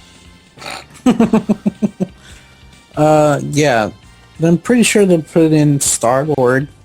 Yeah. Oh, yeah. I mean, obviously. God, I don't understand. It's just that...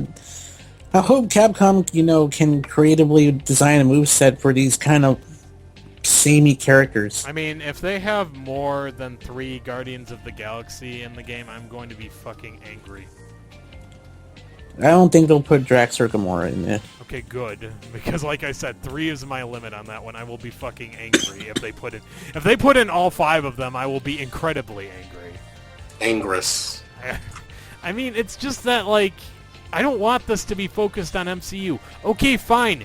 Don't use characters that you don't own the movie rights to. I don't give a... I know that your fucking beef with Fox is legend.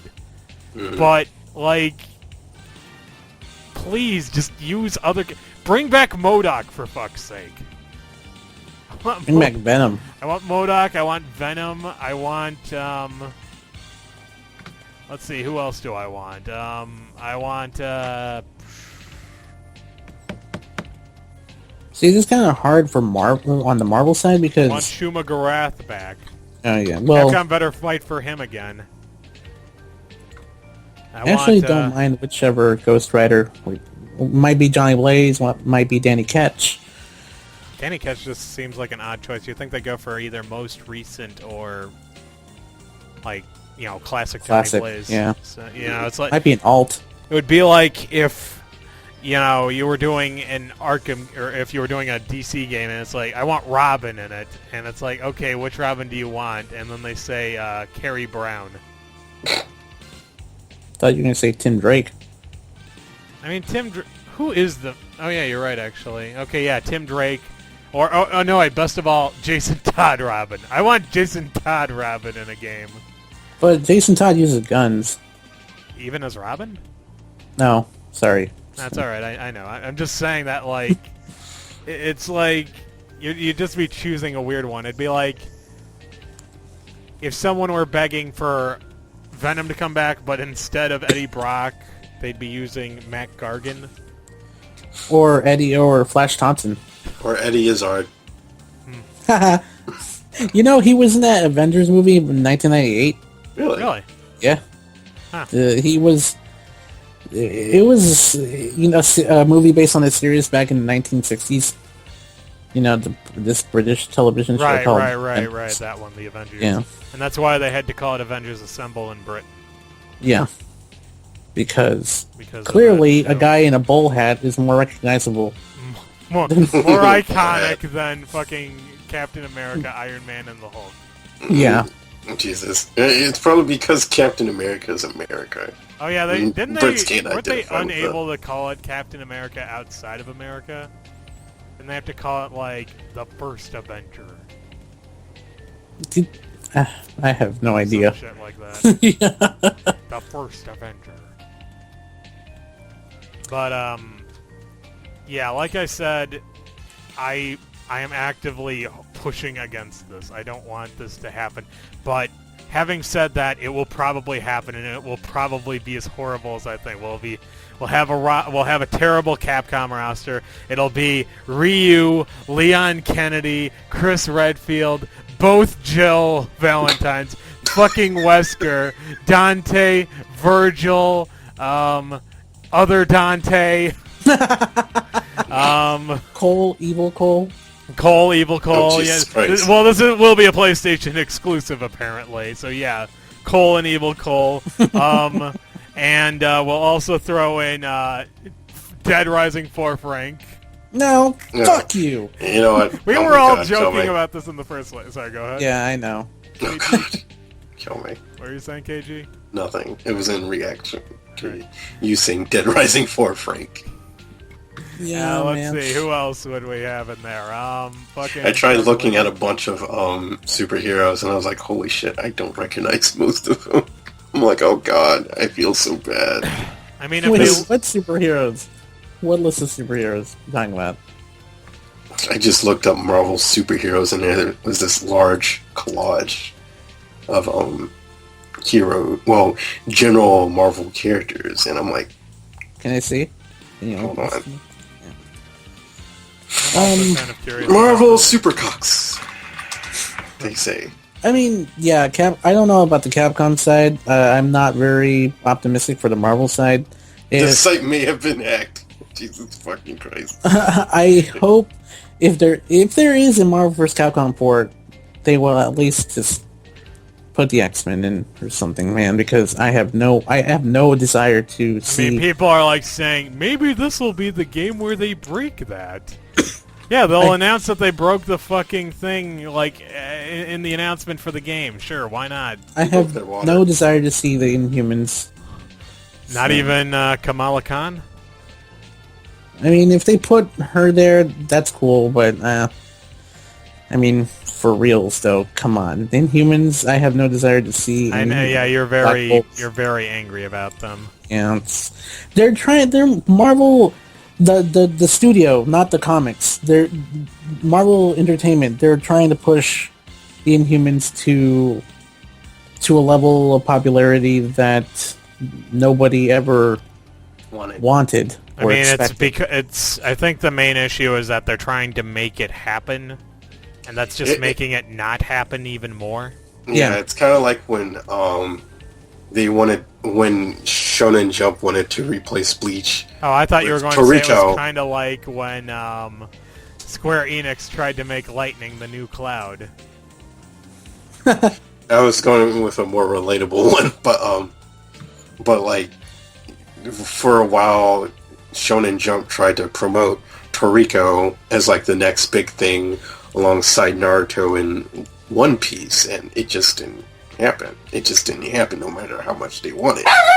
I'm sorry, I just think it's funny that you said I chose the Shonen Jump example to be more relatable. I actually did read Toriko until there was one part where all the villains decided to fight all the chefs and fuck, I forgot. It's been a while since I read it. It does sound like a very retarded show, I will have to admit. Or a very retarded manga. Honestly, I've never even bothered reading it. All I know is that apparently it just ended recently. Really? Huh. Oh, it did? God damn, that's It's been years since I read it. Damn. It's fairly quick for what was supposed to be the next big thing, huh?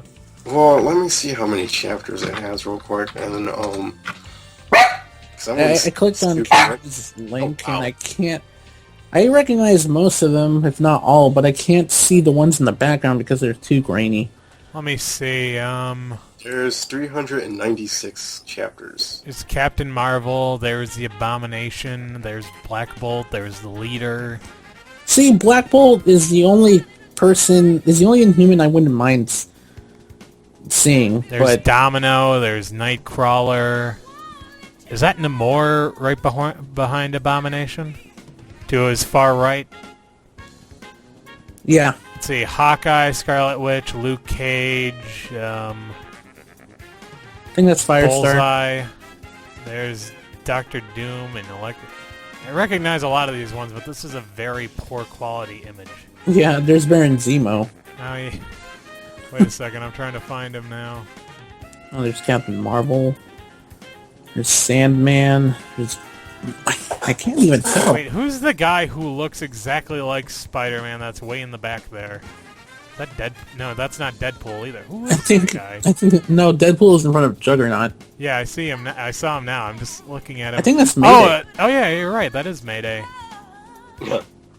I love Mayday. Is that the blob back there who just looks like a giant chin? It's made AIDS. Where? You do not want. Let's see. Behind the green-haired chick, who is next to, I believe that's Living Dead Girl, or something. Oh yeah, that is Living Dead Girl. Huh? You're right. You're right. See, I remember some things, just not all of them. There's Dupe, and there's... Wow, Phoenix is way back there. Yeah. Way back there. Oh, there's X-23 on top of Juggernaut. Oh, yeah, you're right. It's hard to make out, but yeah. It's... I guess I was a little confused by that golden thingy there. Wait, is that Dark Phoenix? Why do you have Phoenix and Dark Phoenix together? Where's Dark Phoenix? Isn't Dark Phoenix to like the side, to the left of X-23? Oh yeah. Because What the hell? because regular Phoenix is like slightly over to her right. And then you see Dark Phoenix, who's further back.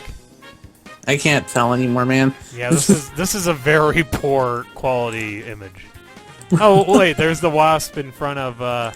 Shit, that's a character that needs to be an MVC4. Is the Wasp? Yeah, you expressed weird enthusiasm for her being in this. I fell in love with her during EHM.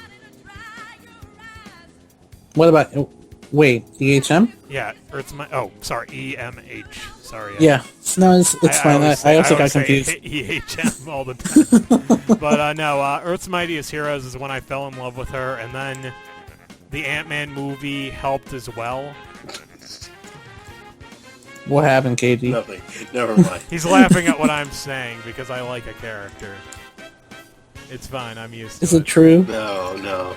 All right. Oh, okay. I'm sorry, what did you say? I was saying I like the Wasp. No, I meant Psych. Oh, okay. No, I said, oh, okay. I said, okay. Okay. Alright, Okay. so... Okay. Alright. I guess we can move on to the next topic, the last one. topic of the night. Yep, Doctor and I Strange. guess this is me where I take off, eat dinner, and then get ready for bed since it's like 8. Well, It's 8 o'clock. it's 8:30. It's 8 o'clock. It's 8:30 at night. I mean, KG's up way too late. KG's up past bedtime. I mean, I'll have like 30 minutes to eat. I'll probably take that long. Probably watch something. Alright. Be No, 9 I o'clock. hear that. I do Start that settling all the time. down and whatnot before Makes going sense, to bed. Okay, well, we'll catch you next time Mm-hmm. You have fun. then. Thanks. Take All right, care. man. I should listen to that not Dark Side as well. Dead Rising 4 podcast sometime. I want to hear the music we put in. Did you credit any of the music, by the way? I don't think he did. No. It's like, Jesus Sorry. Christ. You should probably do that next time. You know. I agree with that. By the way, I don't remember what songs I said. Oh, you should but also put in like those stupid things that people put in so they can put in links to old videos of theirs. And just like put in one of those like random, I don't know what you call them. Chicago's. Exactly, Chicago's. Yeah. Okay. It's like we have 5 different Love Live off vocals in there. I'm like, we kind of want to credit that. It's like I think one of them was Snow Halation. I think they were all Snow Halation. You know, I realized at one point I kind of wanted a point where, actually, never mind. I think I'll discuss this one off air. All right, because that's fine. All right. All right. Well, take care, KG. All right, you too. Thanks. All right. Okay, so now on to the main event, the Oh, Doctor Strange movie review. Yeah, this was a pretty good movie.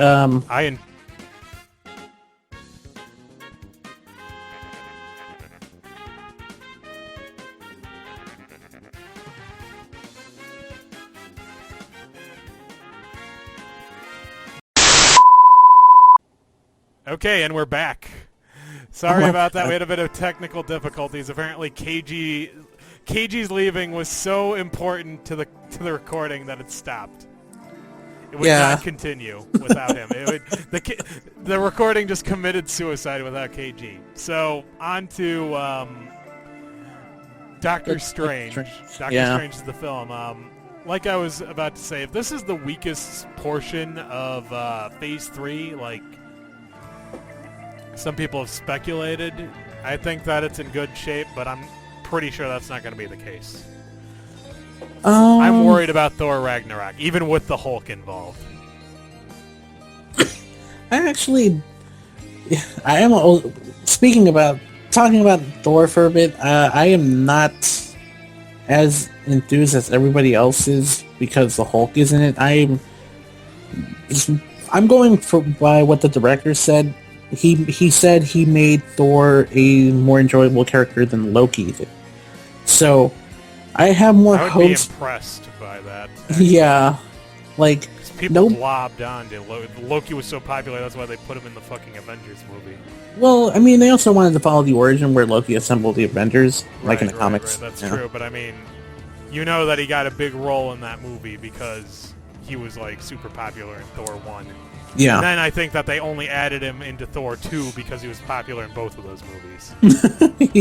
He did steal the show in that movie. He did. He was the best part. That part where he turned into Captain America still cracks me up. He's just fucking with Thor.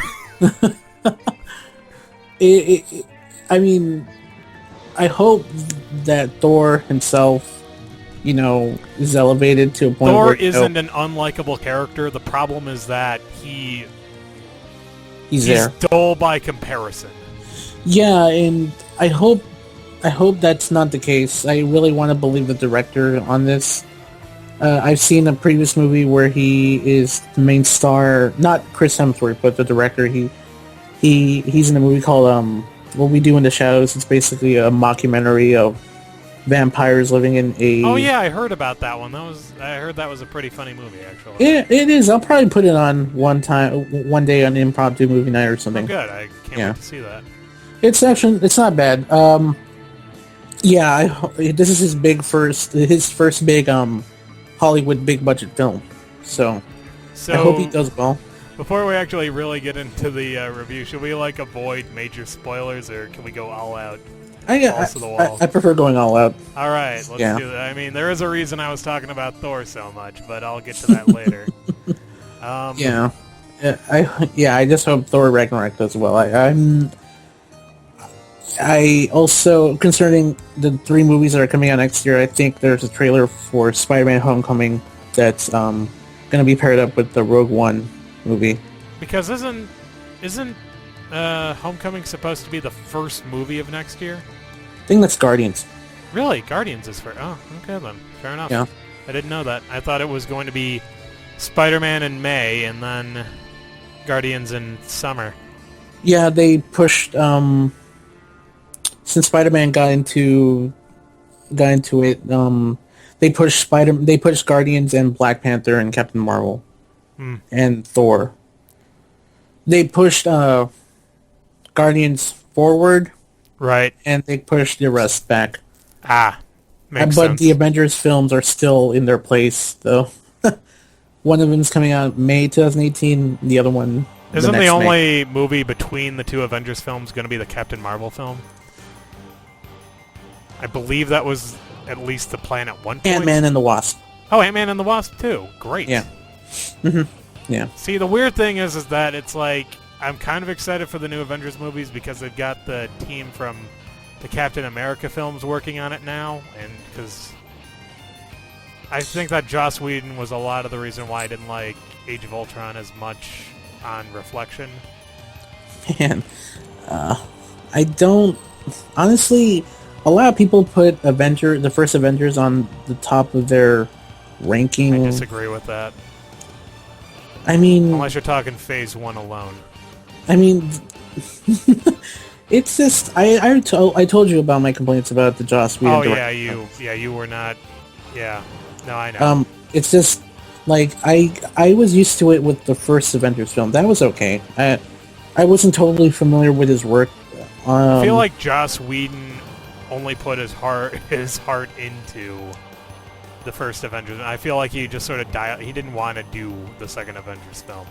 Well, what I heard is that he was really tired during doing the second film. That I think he got tired midway into production, and maybe Right.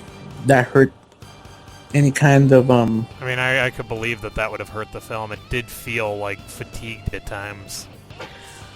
It seemed like he rushed a lot of things, and that's why maybe it was fast paced. Right. It was very fast paced. It felt like they had to speed up most of the movie. Like the whole movie. I know we're talking about other movies besides Doctor Strange. I mean, we have. I mean, considering how connected everything is, you kind of have to. Yeah. You have to discuss everything. That's true.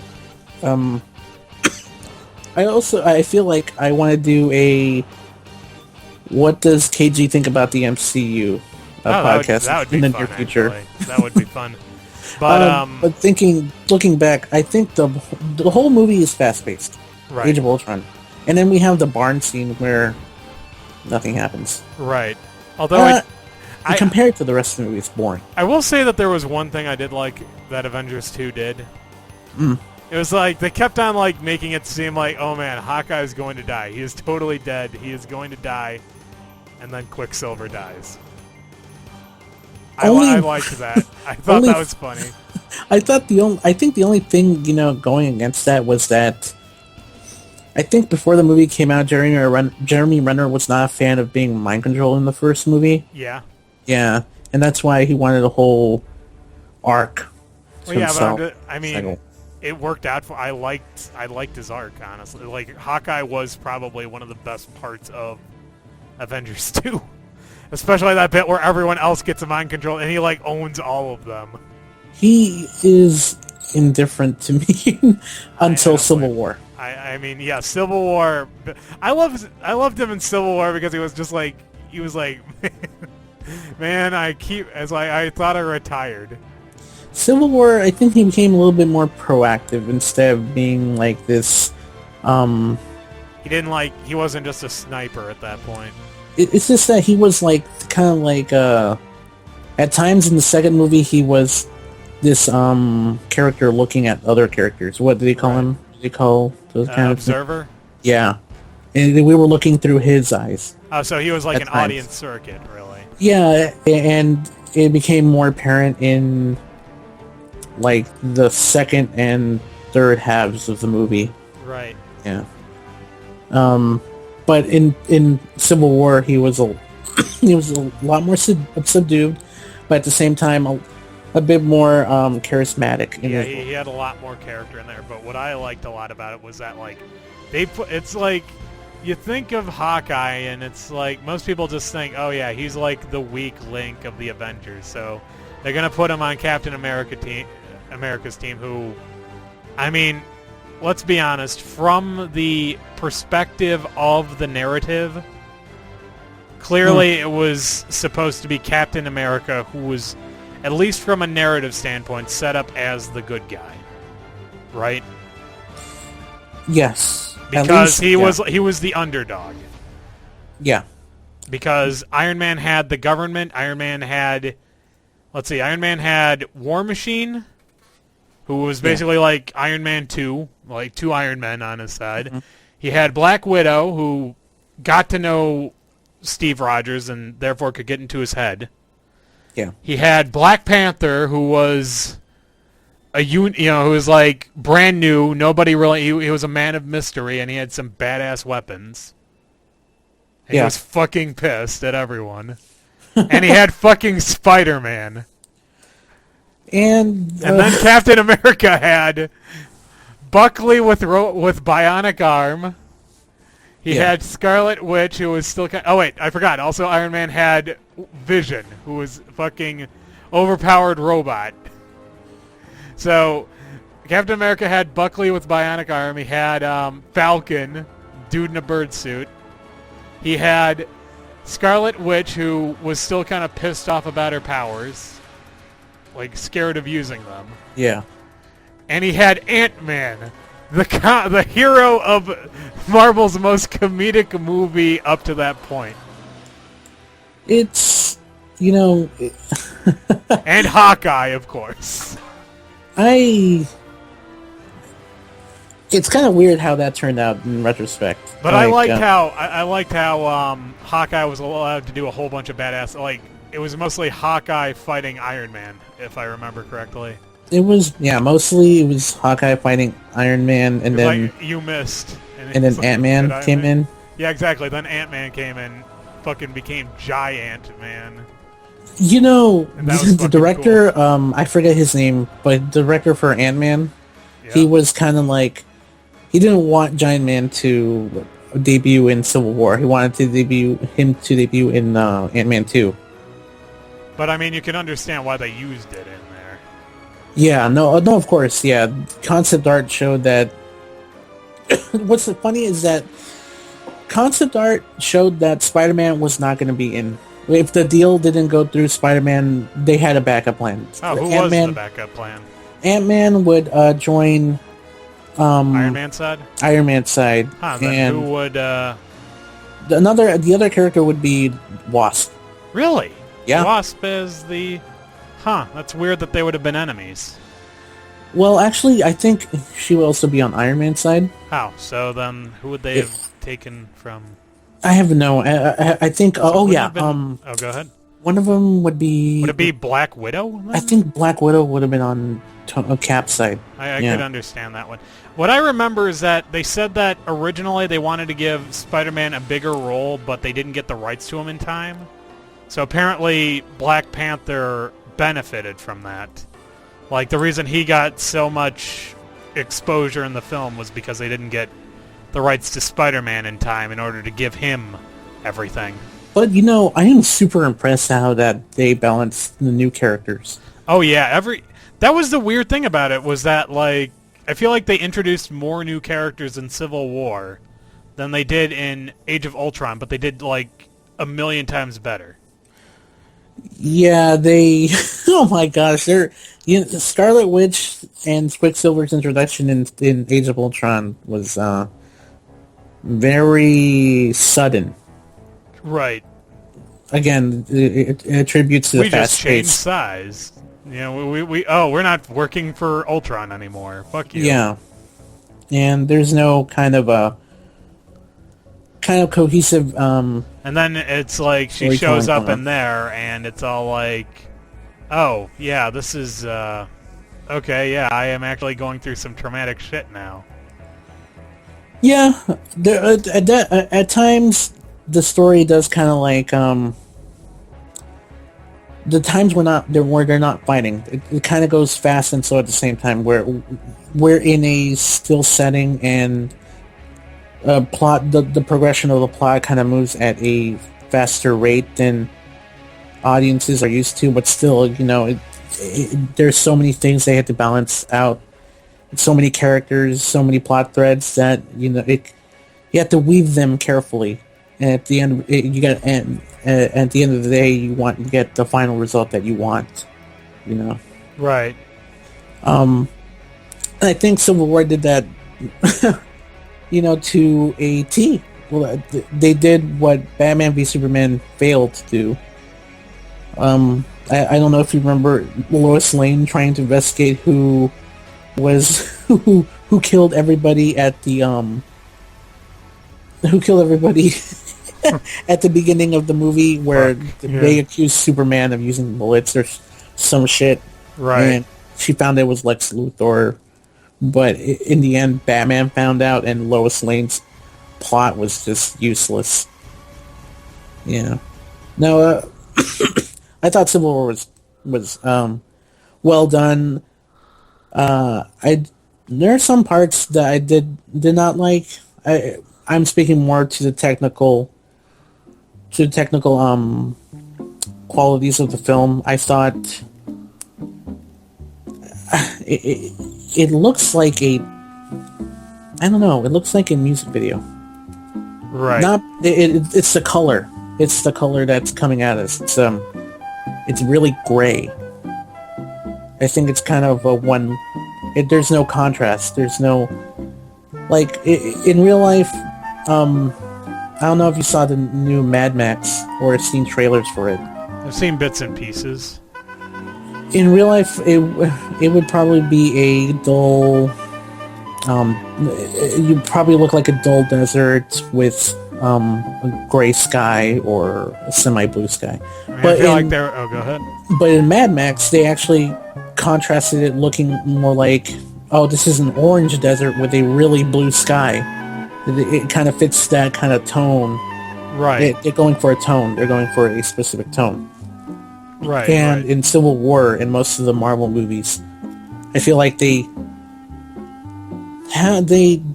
even though they have different subject matters and different kind of genres going on in their own respective rights, I feel like they have the same color grading. It's all gray. Right. Well, at least most of them are. I mean, it doesn't really help that... I remember someone discussing something about, like, certain video games, how they're just so dark, it's like they go from dark to darker. There is no real happy times in order to provide, like, contrast. So you just sort of get exhausted with, having a low mood all the time. Yeah. And that's the problem with the DC films, because they are just literally depressing the entire... I mean, I haven't seen Suicide Squad, and they say that Suicide Squad is supposed to be, like, at least slightly funny, although, again, I've made this clear in the past, I don't know... My father sees a lot of movies. Yeah. And usually, I don't really take much stock in it if he says he likes it, because he likes most things. Yeah. But if he says he hates something, I know it's shit. I know it's just utter, complete shit, and he did not like Suicide Squad. Like, I don't know if you ever dabble around in any kind of photo editing programs where you're like click on the turkey baster, right? The eyedropper tool, right? You sort of take the color. Yeah, and the colors have certain values. And black, the total black value is 0000, whatever. Right. And I saw this video where, how Marvel movies kind of look muddy, and he explained that most Marvel movies do not have a total black value. It's more gray than anything. And right. So it's slightly brighter then? Yeah, and it's not because of the tone, or it's not because they want to fit a certain tone for the film. It's just because they're not even trying to color grade. They're not even trying to make it pop. Right.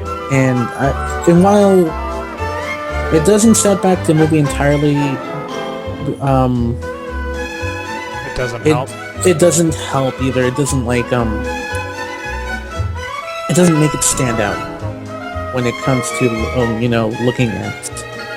looking at something, because movies are a visual medium and you're like supposed to be in awe of something. Right.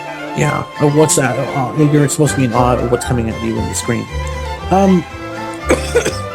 And I don't know if they're gonna improve on that. I don't know if they improved on. I didn't get a closer look. I didn't see Doctor Strange twice. I saw it once in the movies. Right. I've only seen it once myself, but regardless of what... I feel like they did show a lot more color in... Doctor Strange, in terms of cinematography, reminded me a lot of Guardians of the Galaxy. Oh, yeah. Yeah. It had... Like, there were a lot of psychedelic sequences in both films. I like the special effects very much in Doctor Strange. I fucking love the special effects. It is a gorgeous. Fucking everything's a kaleidoscope. I love it. It is very, very, very nice to look at. It is. I don't. Yeah. The story itself is okay. I'd give it a solid B- bare minimum. And Doctor Strange, Benedict Cumberbatch as a character for Doctor Strange. He did a good job. Yeah, he did.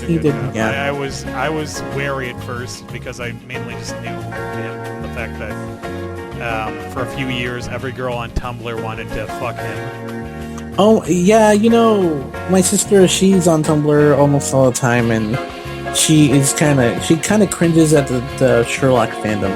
Right. Well, that's one of the unholy trinity, if I remember correctly. But she also likes.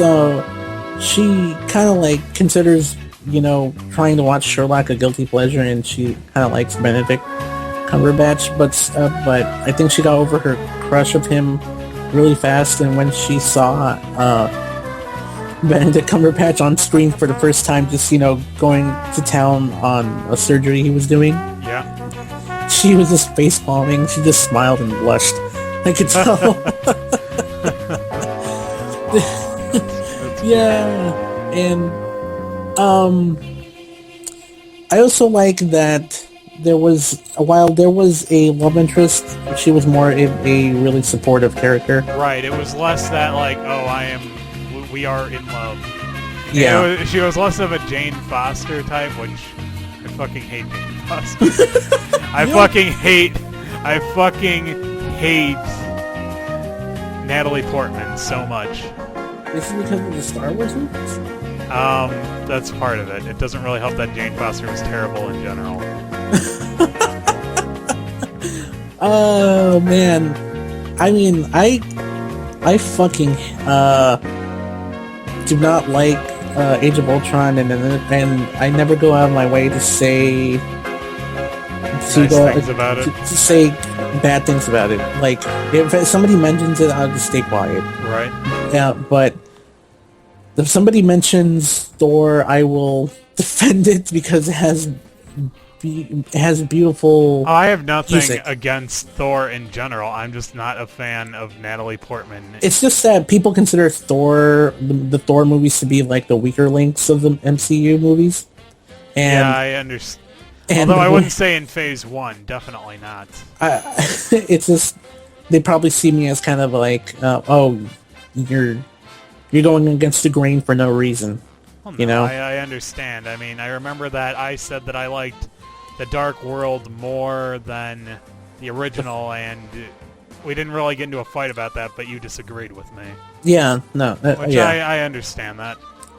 But, if they see me complaining about Thor and they later see me saying that I like Iron Man 2 more than Iron Man 3, they're going to go like, oh, what the hell? It's like, all of your opinions are shit.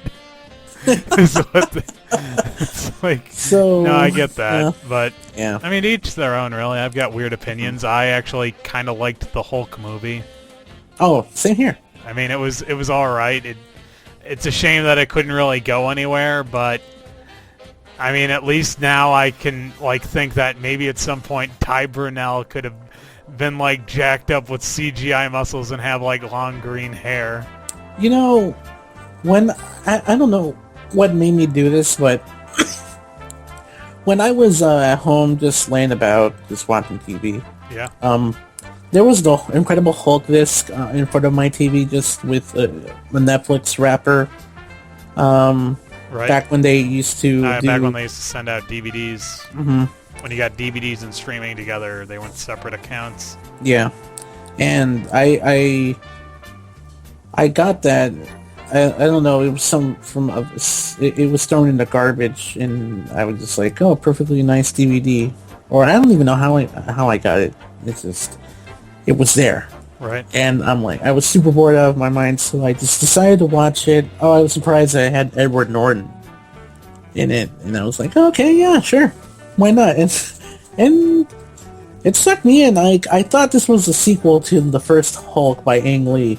I think the weird part about it is that it slightly was, like, very, like, it was a very loose sequel, but I think there was supposedly some connection. I never saw the original one, so I couldn't really tell you. Well, in the end of the original one, he does end up in a Central American country. I think that is why they connected the two. And I believe then, that is the reasoning. And then in the Incredible Hulk movie, he is in Brazil. Yeah, he's in Brazil, right? And it's like he's already the Hulk, and yeah, I think that is why they made the connection there. I think they should do that for Spider-Man. No more origin shit, you know? I mean, it sounds like they're just gonna skip the origin anyway, which is good because seriously, fuck Spider-Man's origin story. I would rather see Bruce Wayne's parents get shot in the face in theaters like a million times before I see another with great power. Oh no, they shot Uncle Ben. Man, but you know, I feel like somebody made a good point on Gap, saying that Zack Snyder did not have a reason to put Batman's parents getting shot. We already know his origin. His parents get shot in the crime alley, right? And he becomes Batman. I just love that. That's what it's. I love that it's literally called Crime Alley. That's my favorite part of the come on, Martha. Let's walk down Crime Alley. It'll save us time. And yeah, he had absolutely no reason at all to do that. We know his origin. We know. I mean, he did want to make a. I mean, he did want to make like Batman prison rape someone, didn't he? Wasn't more that like to him, right? Right. Batman. Right. He wanted something involving Batman and prison rape. I know that much. I think that was back when he was doing Watchmen. He had Weird his part ideas is that I feel like I actually really liked Watchmen a lot, but I saw it before I read the comics, so that I never read the comic book. I'm gonna say that. No, never read the Watchmen comic book. Hey, I don't blame you. And at this point, I don't have any intention to because it's been talked about to death by everybody who is who just casually reads a comic book or two in their lives. So it's like, oh well, might as well not read the comic book at this point, just to piss off Alan Moore. That cranky old bastard. Alan Moore is the scariest homeless person I've ever seen in my life. He legitimately scares the crap out of me. I would never want. It's like people are like, "Oh, I'd love to meet Alan Moore," and I'm like, "Never. I would never want to meet Alan Moore. That dude is scary. I feel like he's going to like just grab me by the neck, rip off my head, and start drinking the blood out of my neck." Oh my god! I swear to God, I think he would pull that shit on me. I really do. I am afraid. I'm legitimately afraid of Alan Moore. I think he is a very unstable individual. He's become kind of kookier these past few years with kind of weird ass opinions. Like, I think recently he said that comic books are an unhealthy form of escapism. Really? Now he's turning on comic books. That's a new one. That's a new one. Yeah, that'd be like hearing Hideo Kojima saying that video games rot your brain. Yeah, and people are kind of like, well, we're not going to listen to him anymore. Right. Not because of that quote itself, it's because he hasn't done anything or said anything of true importance for a while. Yeah, kind of like Frank Miller. Have you seen how he looks like now? He is a very disheveled looking man. Dude, he when he did Sin City, which was like 10 years ago, he was actually all right. He was buff looking, but now he didn't he have cancer or something? I don't know. Nobody. It really looks like he had cancer. Yeah. Okay, so back to Doctor Strange. Doctor Strange, yeah. Okay, I like that they made Mordo a black guy. I like the actor. That's very weird that I brought that up, but I liked that. And this is Mordo, and I'm like, oh shit, that's Baron Mordo. I remember him. They don't call him Baron. I know, they just call him Mordo, but Yeah. he was Baron Mordo, though. I liked his character enough where I know that he's pretty hard on Doctor Strange. I because like he's that, very yeah. smart. I also like that he ended up a villain, but it was also a natural evolution. How he ended up a villain? See, I've seen so many video reviews of, and they criticize how Baron Mordo became a villain in Really? the movie. Because Yeah. I felt that it was a perfect... Because it's like, okay, he spent his entire life, he was trusting in the Ancient One. Because the Ancient One said a whole bunch of stuff that he believed in. And then it turns out she was a hypocrite, and that shook him up. And then, you know, the only thing just sort of holding him on the side of good was just adherence to rules. And you know how Doctor Strange saves the day? Breaking Fucking rules. breaks the rules. So what is he supposed to do? Of course he's going to go evil at that point. The universe, it's like, when the universe hates you, of course you're going to turn evil. I don't think, well, at that point, I don't think he was, when he left, at the moment that he left, I don't think he was, you know... I mean, the second credits scene, he was definitely evil at that point. Oh, That was fucking awesome as hell. I liked that scene more I than loved liked the that other one. scene so much. It's like, that's what made me excited for the sequel. That's what made me excited for a sequel, was the second post-credits scene. Yeah, that was an impressive scene. He just straight up stole his magic, and he's like, "No more sorcerers." Yeah, and I just joked around with him, like, "No more sorceronis." I was kind of scared because it obviously it was kind of time has passed ever since he left the Sanctum. Right. Yeah, so he goes to the one dude that leads Strange. that led Strange to the place in the first place. Yeah, and decides to take his magic away, therefore crippling him again. Yep. But when he says to him what his revelation on too many sorcerers, I can tell he's a bit unhinged. And Oh, yeah, definitely. I love that. I liked it as well. It's like, it's a natural progression. Everything he knew turned out to be wrong. That fucks with your head when that happens. No one likes it when everything they know is, like, demonstrably wrong. And they Not wrong, but going in a path that he deems being hypocritical. The Ancient One is the greatest person of all. Too bad she uses forbidden magic. Yeah, well, rules are the only reason we're alive. By the way, I saved the world by breaking the rules. He's like, fuck everything. Fuck everything. I'm stealing magic now. I don't care. And, you know, it's not... I thought... It's not bad. It's not bad how he turns into this kind of psychotic man now. It's... Right. I like the credit scene. I felt when he left... I felt like the music was doing more for his dramatic leaving than his turn. Right, but you More could than tell he's that turned he back was in. like... He was disappointed. He was done. Yeah, he was just not for this anymore. He was just... Right, Yeah. he was sick of all of this shit.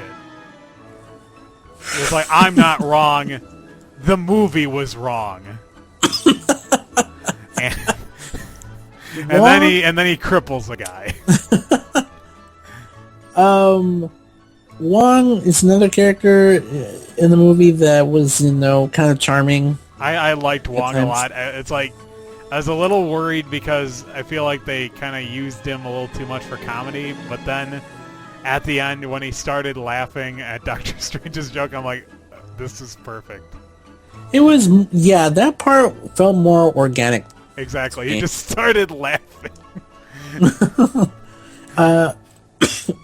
Like, a lot of complaints of, I've seen many videos and some complaints were towards comedy.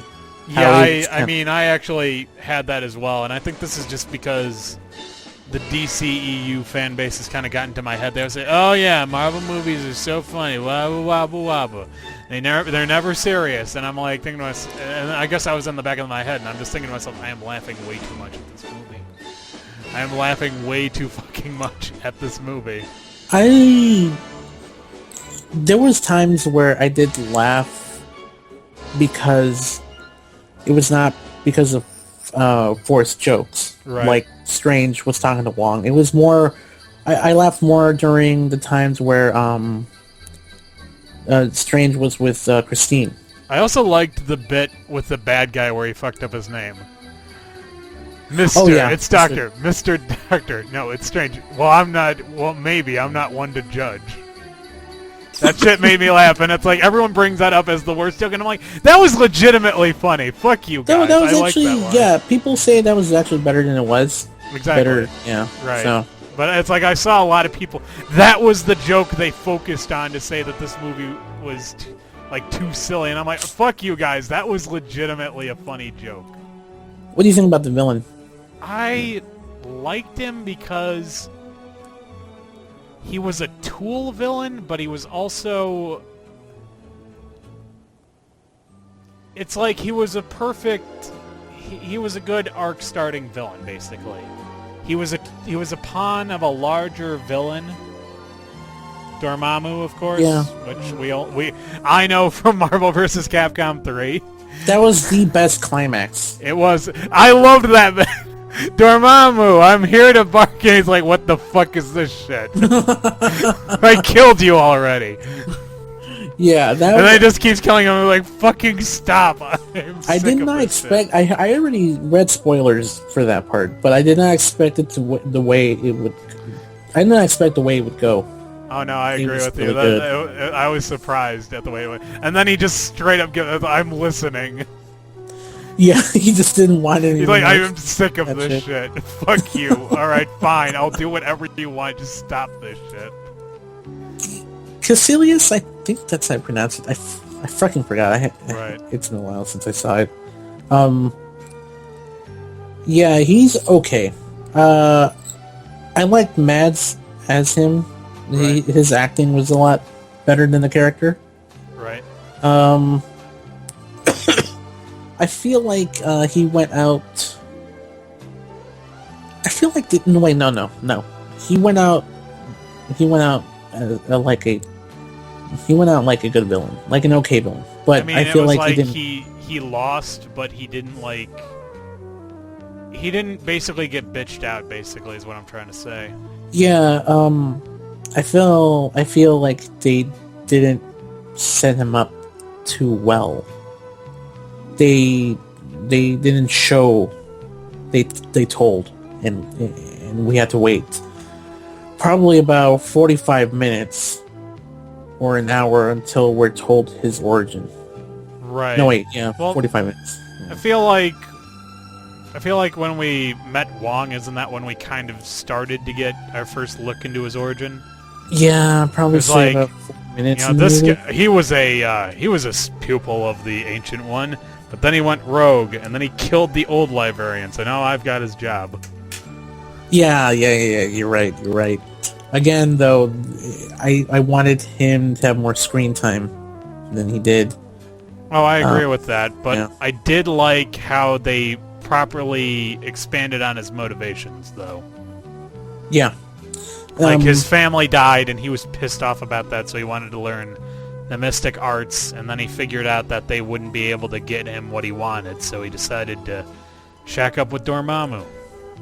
I wanted to know more why he wanted to do that in the first place, because it doesn't seem like going with Dormammu would be the wisest decision. To probably just leave and enact revenge or something.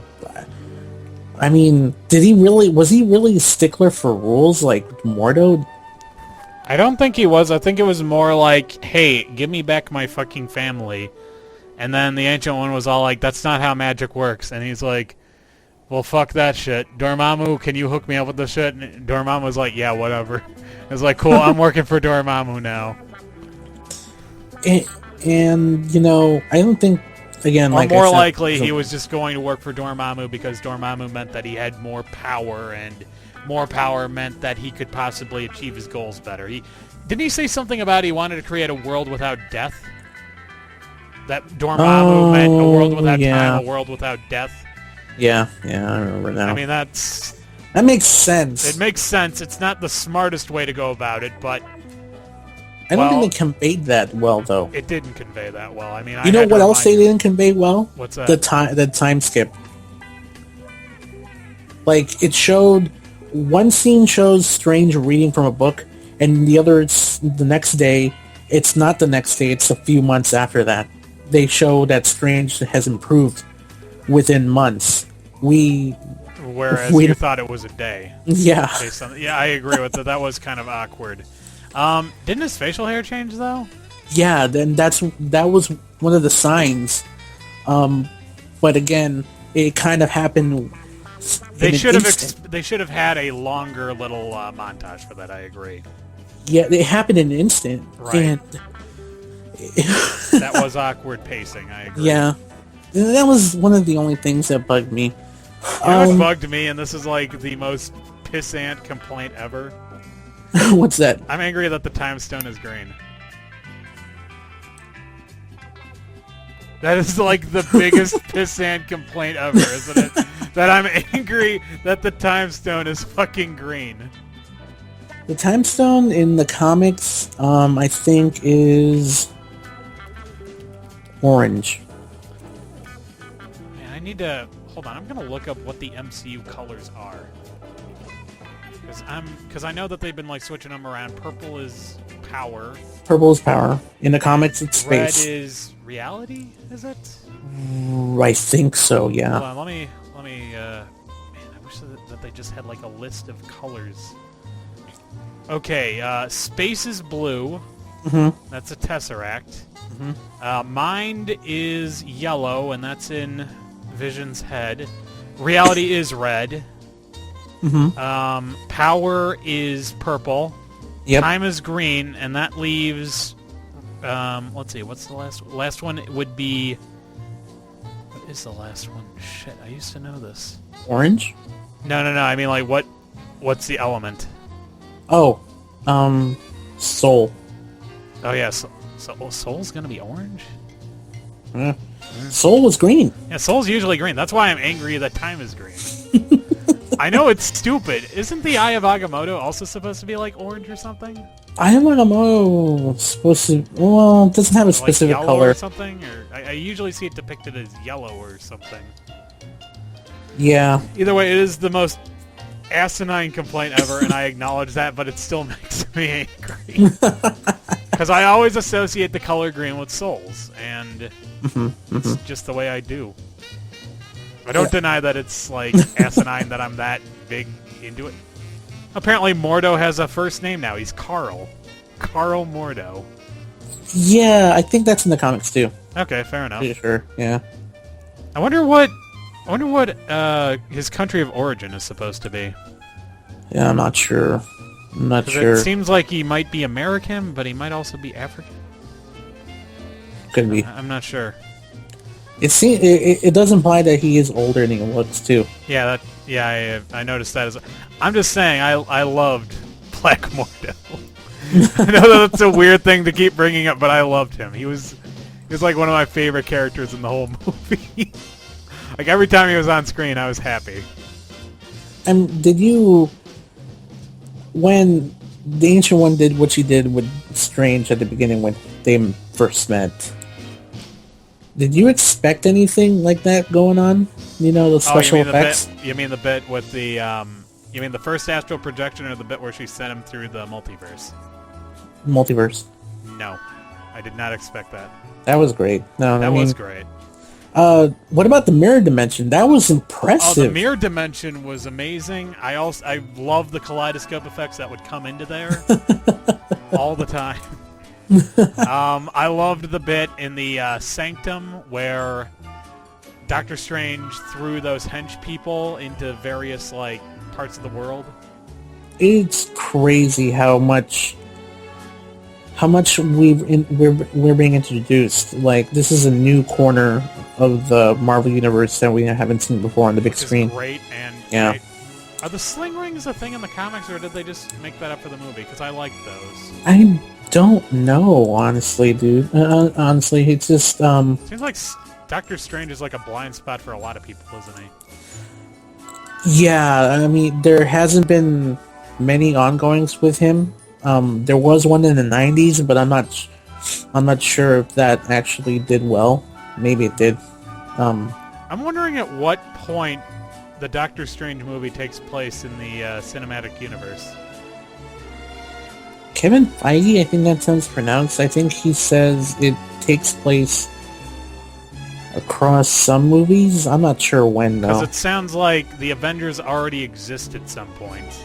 Yeah. Or at the very least, they probably existed before he went to Kamartaj. Because, like, you know, he would have been sort of isolated from the outside. there was one other joke I just remembered that people probably got pissed off at, but I actually thought was really clever. When Mordo hands him the card that says Shyamalan or Sharmala on it, he's like, "What is this, my mantra?" He's like, "No, it's the Wi-Fi password. We're not savages." That shit made me laugh my ass off. I love that shit. The whole fucking theater was laughing at that one.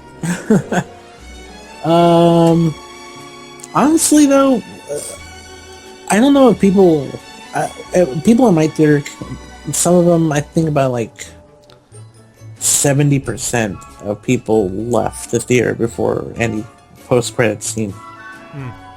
And that was a new thing to me. Like, did they not expect anything to happen after that? And then more people left after the first post-credit scene. Right. And then, yeah. And The, I'm like, the first what? post-credit scene, does it seem like that takes place after Ragnarok? Takes place during. Really? During? I had no idea. Alright, so Doctor Strange is going to be in... or might show up in there? Might show up, yeah. Might show up, alright, that's fair enough. Because Odin is supposedly a homeless person now. Because Loki sent him there. I mean, he was posing as Odin in the second movie, at the end of the second movie. Right. Yeah. I don't know. We'll see. Yeah, I mean, that's why I figured it was, like, after it, or at some point, because we knew that Loki was pretending to be Odin, but Thor didn't know that Loki was pretending to be Odin. Yeah, I guess he finds out. I mean, that would make sense. Yeah. Also, I don't know if you noticed, when he was talking to Thor, he was wearing his Yeah, the cloak yellow again. gloves. Oh, yellow gloves. Oh, I Yellow didn't even... gloves this time. Shit, I didn't even notice that. Like, oh, okay. Also, one of the other things I really loved about this movie is that, about Doctor Strange's character, is that he hasn't learned everything. Right, he's still... Apparently, in an earlier draft, they wanted to finish him with him becoming the new Sorcerer Supreme, but I'm glad that they did not go with that. Yeah. I am very glad that he is still in training. I like that. It means that his arc still has places to go, and that gives us a place to go for the sequel. Which is what I'm really looking forward. I want to see a sequel to this. I really do. I don't want the character to go, like, oh, I have to learn this again in the sequel. Oh, no, definitely not. That is kind of boring. Apparently, they originally considered Morgan Freeman, Bill Nighy, and Ken Watanabe to be the Ancient One. Who the fuck Bill is Nighy? Wow. Bill Nighy was definitely not the right choice for that. You don't want to replace it with... I mean, I know why they couldn't make the Ancient One a Tibetan, even though it seems like no one else knew why they couldn't make the Ancient One a Tibetan monk. Yeah. I was okay with them going with Celtic Lady. That was fine with me. Yeah. No, she... How do you feel about the portrayal of Tilda Swinton as the Ancient One? I feel like she did a good job. It wasn't like the traditional Asian master, and it seemed like they were trying to go for a more multi-ethnic... just ignore that. Sorry, something popped up on my end. More sort of multi-ethnic group for the Masters of the Mystic Arts. So Yeah, I understand it's that. kind of like what they did with Big Hero 6 and I understand. I yeah, understand. that's I mean if they're going to change that stuff then fine. Okay, so the leader's an old Celtic woman. That I don't really care. I mean, I understand that they utilize Asian stuff, but it also sounds like she wasn't the first leader anyway. You know, her death scene, I feel like... Did it feel a little too, like, on the nose for you, too? I just wanted to watch the snow. I was a bit confused, honestly. Oh, I was she was sad. able to slow down. Oh, you were sad? I was sad, but I don't know why I was sad. I think it's because, like, it's like she knew she was going to die. And it's But like... she also explained some other vague stuff that I'm at a loss right now. I don't remember the specifics. It's like, I can't see anything beyond this moment, no matter how hard I try. So I know that this is when I'm going to die. But she also said some other philosophical stuff to him. Right, philosophical stuff. Yeah, I know what you mean. It's alright. Yeah, that's fine. No, I mean, philosophical stuff to him that I kind of, like, was vague. Well, yeah, I mean, I think the whole point was that even in death, she was trying to sound profound in order to sort of mask the fact that she is clearly not happy with what's happening here. She is clearly afraid of dying. She doesn't want to die. But at the same time, she doesn't want to come across as not wanting to die because she's supposed to be above being afraid of death. That's what I got from that scene. Yeah. I mean, that may not be what they intended because I'm apparently very shit at understanding symbolism, but that's what I got out of that scene. Was that she was afraid to die, and Doctor Strange was trying to comfort her in her last moment, and she just sort of... Yeah, she gave up. Although I did like that bit where it's like she said that she saw a big future for him. I like that bit. That was good. Potential. Right. Yeah. I'm also glad it was... Okay, you probably know more than I do. Was Wong supposed to be his assistant in the comics? More like manservant. Yeah, that's what I figured. It was more of a manservant thing.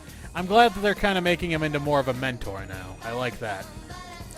Yeah. I like it when they repurpose characters that clearly had a lot of problems in their origins and do something a little better. Yeah, more like mentor / partner. Right. Yeah. But clearly he's supposed to be teaching him, is what I'm saying. Yeah. I like that. It's pretty good. It did introduce the multiverse. That's that there true. are certain things that... I'm just hoping that Shumagara shows up in the sequel. I'm not gonna let that go. The villain will be Mordo. I mean, it'll probably be Mordo, but like, give me Shumagarath in the credits scene. We are Shumagarath. I really hope that Baron Mordo does not die in the sequel. I also hope he doesn't die in the sequel, but Marvel is really shit at keeping certain guys alive. Although I will admit I was impressed that Crossbone showed up in Civil War because apparently his origin story was that he was like the main dude who was like Hydra's muscle in Winter Soldier, and he didn't die. But he died in Civil War. He died in Civil War, but he didn't die in his first appearance. Yeah. Oh shit, I just realized the problem with that. Fuck! Marvel, stop killing off your bad guys, damn it! Do you think they'll kill Thanos? I mean, what are they going... What else would they... Wait a second, I know who they didn't kill. They didn't kill Baron Zoma. Baron Zemo. Why did I call him Zoma? Oh yeah, Baron Zemo, yeah. So Baron Zemo's still alive. I mean, he's in jail, but he's alive, so... Maybe they're learning. Masters of Evil? Oh, fuck yes, Masters of Evil. We just need the Enchantress to show up, and we got, like, a good start. Because Abomination didn't die either. Yeah, he's still alive. He's still mucking about. I mean, no one remembers the Hulk film, but I do. I remember, and he's still fucking around. So I'm cool with that. Shit, yeah, Masters of Evil. I would kill for that shit. That'd be cool. Let's see, did Whiplash die?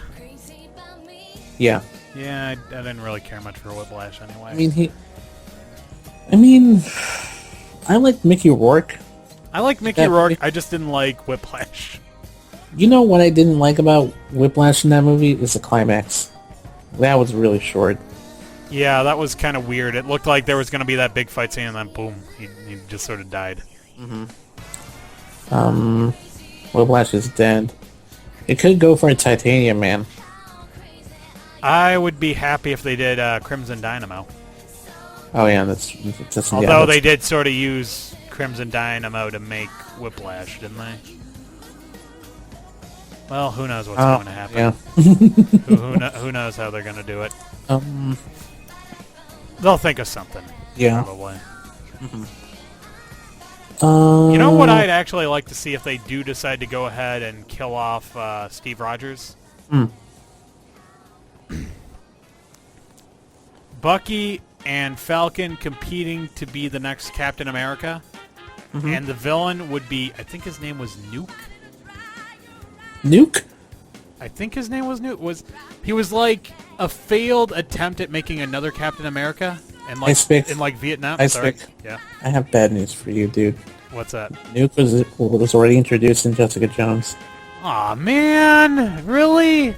He was a lame side villain in that show. Shit, man, I just want an evil Captain America. You know? Yeah. Fine, use the fucking Patriot then, and then rejigger his origin story to be Nukes then. Or some shit like that. Did they use his origin story? Or was he just some rando? No. Okay, let's see how it goes. So he is a police officer when he's introduced. Apparently he's retired. And then we discovered that he was using pills before, but he retired. Now he wants to get revenge on the Purple Man. Well, Kilgrave.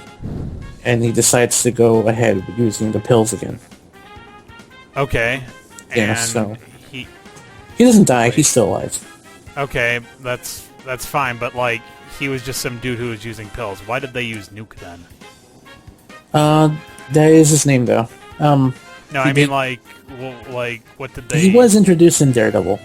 Okay, fair enough. Yeah, so I guess Jessica Jones was the closest. Okay, former special ops soldier, now a sergeant at New York City. Yeah. Able to free Simpson of Kilgrave's control after he free of Simpson becomes a liver to Trish. Trish is Hellcat.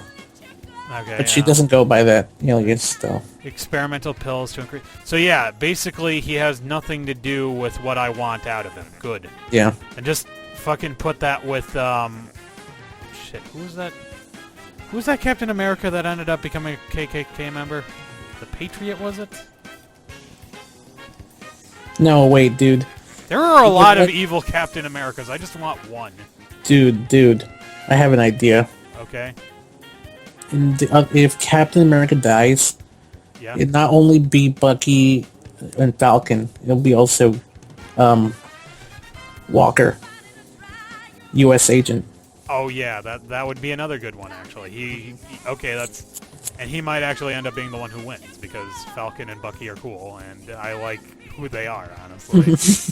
And U.S. agent's just a guy. So, you know, it's like, oh man, I'm trying to figure out, because it's like, shit, there was like this one evil brainwash, like 50s Captain America, I think it was. You could probably be thinking about Vietnam War Captain America. Yeah, that's the one I'm thinking. Wasn't that Nuke then? Who was that one? Nuke? I think he was in the Gulf War. Okay, I'm just gonna look up like alternate Captain Americas because this is going to bug the shit out of me. Okay, alternate list of incarnations of Captain America. Right. But what is your final score for Doctor Strange, though? I give it a solid B. Oh, out of an F. Yeah, A to F basically. I'd give it a B, maybe a B plus actually. I give it a B too. Yeah. this is their biggest solo debut in a while. Yeah, since it even beat out the original Iron Man. Yeah, then, that's not a small thing. Right, it is not. I enjoyed the movie. I'll probably watch it again. I'll probably watch the the multiverse part again and again and again. That is very, very well done. Right. No. I can't wait till the next slate of movies coming out next year. Oh yeah, it ought to be great. Thor, Guardians, Spider-Man. What do you think about the Rogue One movie? I mean, it looks interesting. I'm just not entirely sure of it. I feel like it's probably going to be good. I'll probably go see it probably sometime next year. Not because, like, I don't want to see... It's just, like, it's fucking Christmas time. It's I'm kinda not hard to sure I'll movies. see it with too much enthusiasm. I probably just want to see Darth Vader. I'm mainly in it for Darth Vader myself. I They're don't really open- care. I don't really care about any of the new characters. Yeah, they're. I mean, they're unlike Rey and Finn. They're shown ad nauseum in ads and trailers more than they were, more than Rey and Finn. Right.